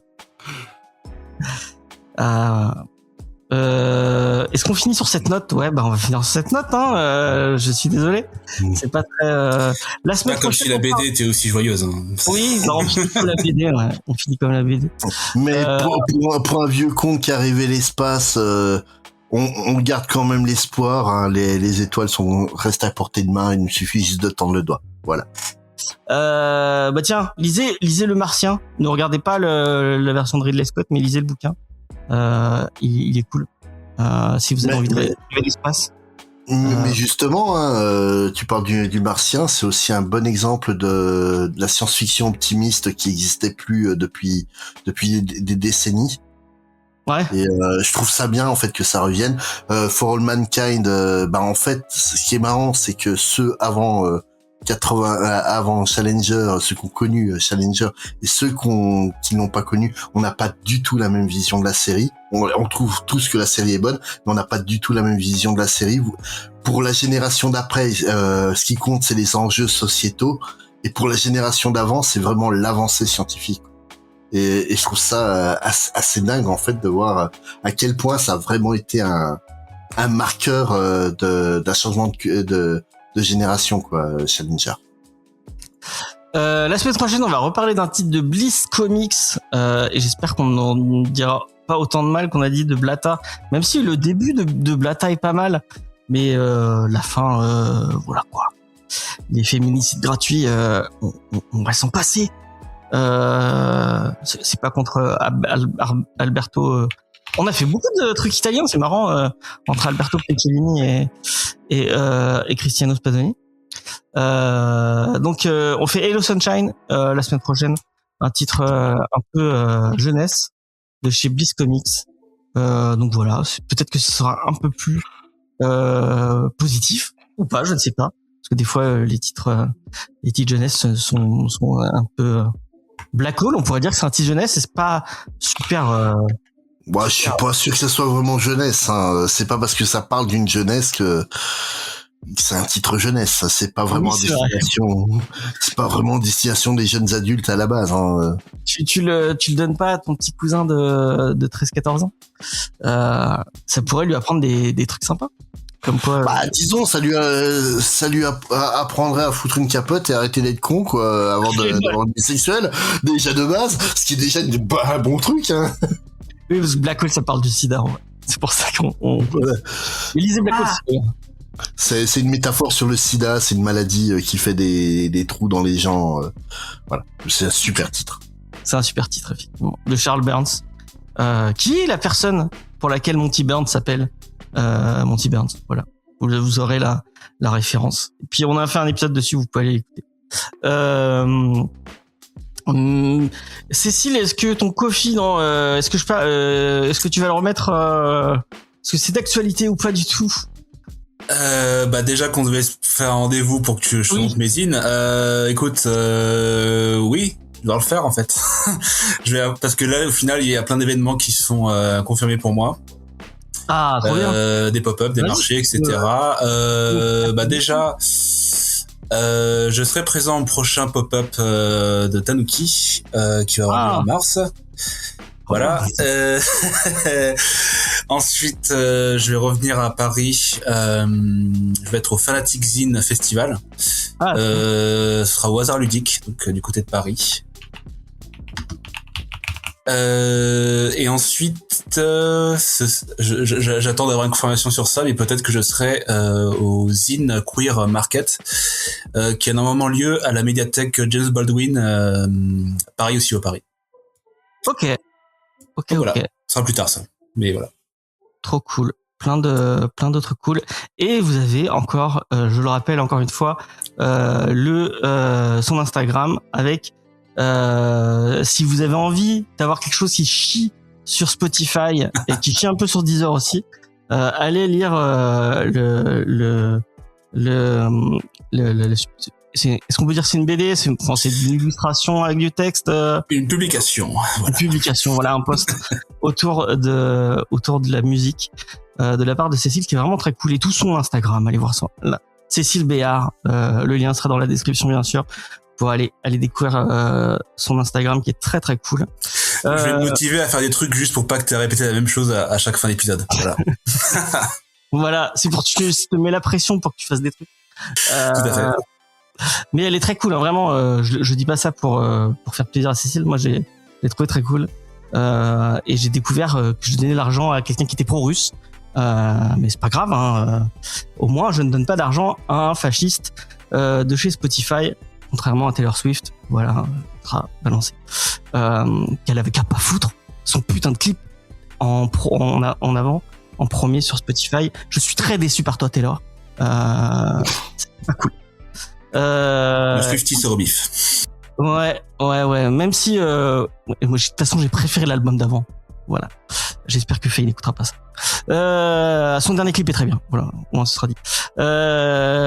Céline, on peut la retrouver chez Geek Squadron. Geek Squadron, qui au niveau des sorties, c'est un peu comme moi, apparemment. Ça a l'air oui, c'est ça. Ça a l'air d'être en pause. Mais non, elles sont encore là, elles font plein de trucs. Céline, qu'est-ce qu'on peut retrouver chez Geek Squadron? Écoute, on a un Wicket qui est sur le feu en montage. Ah, trop bien. La partie 2 du coup. Il y a déjà l'émission qui est sur YouTube, si vous voulez pas attendre. Mais si vous attendez un petit peu en podcast, c'est XP qui nous fait le podcast, donc il rajoute des extraits, des petites blagues et tout. Enfin, franchement, si vous l'avez pas écouté, moi je vous invite à attendre plutôt le podcast. J'attends de savoir si je le publie un peu plus tard pour être proche de la sortie DVD Blu-ray ou si je le sors maintenant. Je sais pas encore. Mais l'épisode, il est prêt. Voilà, et il est trop bien. XP qui fait du montage. Comment bientôt il va faire du montage pour Comedy Discovery. Si tu nous écoutes et que t'as envie, vas-y, moi, y a pas de problème. Il fait déjà, il bosse très bien XP. D'ailleurs, en parlant de XP, je me permets, j'avais aussi invité Circe de chez Galaxy Pop, mais qui était pas, qui était pas disponible malheureusement parce qu'elle avait un truc. Mais comme Spades me disait tout à l'heure, je fais la mention honorable des gens qui qui ont dit non. Bon, bah voilà. Circe a dit non. Mais on fait un bisou. Mais si Circe nous écoute, faut qu'elle lise cette BD, elle va vraiment lui plaire. Ouais, je pense que c'est vraiment quelque chose qu'elle va aimer. Et vraiment, elle a un super podcast. Enfin, moi, je suis désolé, j'écoute plus trop de podcasts, mais Faye m'a dit que son taf était super cool et qu'elle faisait des trucs géniaux autour de la SF. Donc, allez écouter ce que fait Circe. Et je crois que Céline, elle la connaît bien. Tu l'as vu au truc que vous allez là, le truc de Star Wars là. Ouais, Génération Star Wars et science-fiction.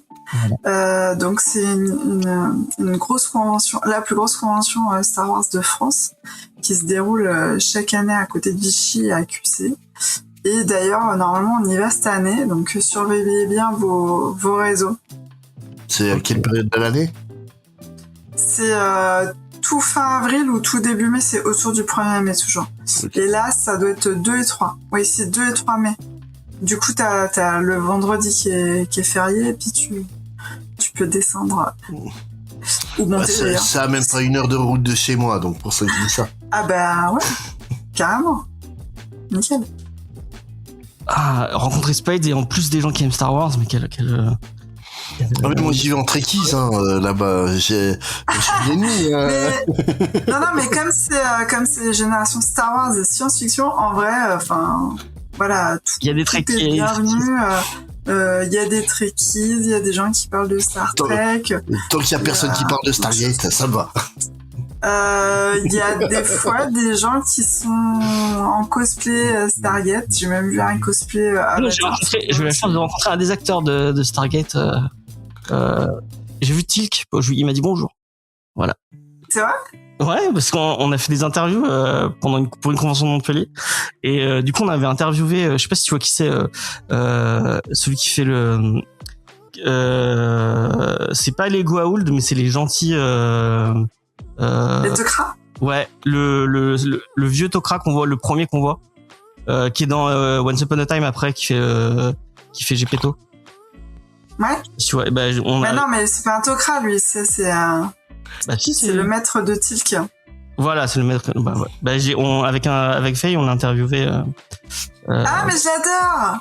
Il est trop gentil. Il est trop gentil. Je suis trop jalouse. C'est Tony Amendola, je crois. Voilà, ouais. Qui a fait plein de trucs, qui a été dans Law and Order, qui a été dans... En règle générale, ceux qui ont été dans Stargate SG1 ont fait à peu près toutes les séries qui existent à l'époque. Donc, ouais. Bah, toutes celles qui se tournaient à Vancouver, en fait. Ouais, voilà.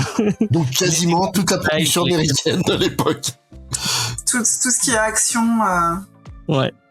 Avec, effectivement, Stargate, la série de SF, où tout ressemble à la Nouvelle-Angleterre. Mais Ah bah oui. Ah ben non, mais c'est simple. Hein, t'as Star Trek, c'est les humains qui allaient de planète en planète. T'avais Babylon 5 et puis Deep Space Nine chez Star Trek, où c'était les extraterrestres qui venaient rendre visite à une structure terrienne. Et t'avais Stargate, où c'était des gens qui prenaient un trou de verre pour aller dans une forêt en plein milieu du Canada. C'est ça. des autres planètes. Mais c'est bizarrement, c'est toujours la même avec qui ressemblait. Ouais. Alors c'est marrant parce que moi j'ai pas du tout de background dans Space Opera, mais j'ai grandi avec des frères qui étaient très fans de Stargate SG1. Ah ouais. Je crois que c'était SG1 parce qu'en fait je voyais tout le temps les mêmes scènes qui se passaient dans des forêts et ça m'avait l'air pas du tout excitant. Ouais, ça rend c'est de la SF ça. Ok. En fait, j'ai pas de détestation de Stargate. J'adore le film qui est à la base. Avec ouais, je trouve que c'est un très très bon film de SF. Mais la série en elle-même, en fait, je trouve que ça a été un retour en arrière au concept de Planet of the Day comme on avait dans Star Trek 40 ans plus tôt. Alors que dans les années 90, on avait vraiment eu une transformation du space opéra où tu avais donc Deep Space Nine et Babylon 5 qui sont l'histoire de 2 stations terriennes qui vont devenir des hubs de civilisation extraterrestre, et c'était passionnant à voir parce que ça rajoutait une couche politique qu'on n'avait pas vraiment avant. Babylon 5 écrit par Michael Straczynski. Michael Straczynski, ouais. Pour les fans de comics. mais puis qui est aussi un énorme fan de science-fiction classique comme moi, donc moi il me parle de trucs qui me font vibrer de base, hein, tu vois, Michael. Il a fait de la télé avant de faire du comics, non? Master of the Universe, c'est lui. She-Ra, c'est lui. D'accord. C'est non, il vient de l'animation, il a fait beaucoup de choses en série télé, il a fait donc Babylon 5 et Jeremiah avec Luc Perry tiré de la BD européenne. Je sais plus l'origine du dessinateur, donc il a dit BD européenne. Et c'est français, le mec qui fait Jeremiah. Herman, je sais plus s'il est français ou belge. Donc Herman avec 2 N. Ou néerlandais. Récurrent dans le monde de la BD. Hein? Petit problème récurrent dans le monde de la BD, on sait pas si on a affaire à un français ou un belge, voilà. Mais c'est l'air bien, Jeremiah, j'ai fait le lire. Hein. Ah bah c'est... Disons que les prémices peuvent être un peu choquantes aujourd'hui parce que ça part pour la BD, ça part d'un conflit racial entre noirs et blancs aux États-Unis qui a provoqué en fait la chute du monde. Mais à l'époque où c'était il est belge. C'est bien ce qui me semblait, mais j'en étais pas sûr. Mais la BD en elle-même qui parle en fait d'espoir dans un monde qui n'autorise plus ça, je trouve ça extraordinaire. Ouais. Ce que je trouve extraordinaire, c'est que j'essaie de conclure depuis. On est à 1h50 d'émission. On n'a pas envie. Moi, si tu me fais partir sur de la vraie bonne SF et sur l'espace, tu m'arrêtes plus, de toute façon. Ouais. Mais moi, Faye, elle veut que je regarde Babylon 5 depuis des années, et moi, je suis réfractaire au fait de regarder Babylon 5. Et elle est plus fan de Farscape que de Stargate SG1. Si vous êtes fan de SF. Alors, c'est très très bien. Mais c'est aussi une des séries qui a fait avancer le genre avant Stargate SG1, quoi. C'était extraordinaire. Avec des acteurs qui seront dans Stargate SG1 après. C'était Sci-Fi qui a travaillé dessus, donc forcément. Enfin bref, voilà. Je suis désolé pour ce long conclusion. Andromeda de Gene Roddenberry aussi, c'est marrant. Avec Kevin Sorbo. Bon, lui, c'est un trou du cul, mais la série est sympa. Oh putain, Kevin Sorbo, putain. Pourquoi on finit sur Kevin Sorbo, quoi? Mais quel...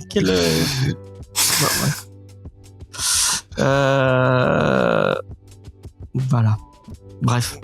La semaine prochaine, Hello Sunshine. Merci Céline. Merci Spades. Est-ce que je fais toujours la pub de ton... Non, pour l'instant, non. Le seul endroit où on peut me trouver, c'est chez moi. Donc, ne donne pas mon adresse. Si on a ton adresse, bien sûr. Ouais. Allez, voilà. Et sinon, il est sur Blue Sky, si vous voulez l'entendre aller. Voilà. Si j'écris beaucoup, je vais essayer de publier quelque chose d'ici la fin de l'année. On verra bien.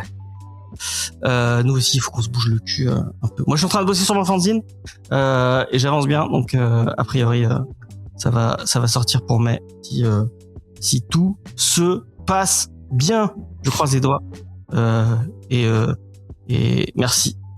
Mon premier fanzine, ça fait le petit cœur. Je vous l'enverrai à Céline et Spades, comme ça vous aurez un petit bout de mon œuvre.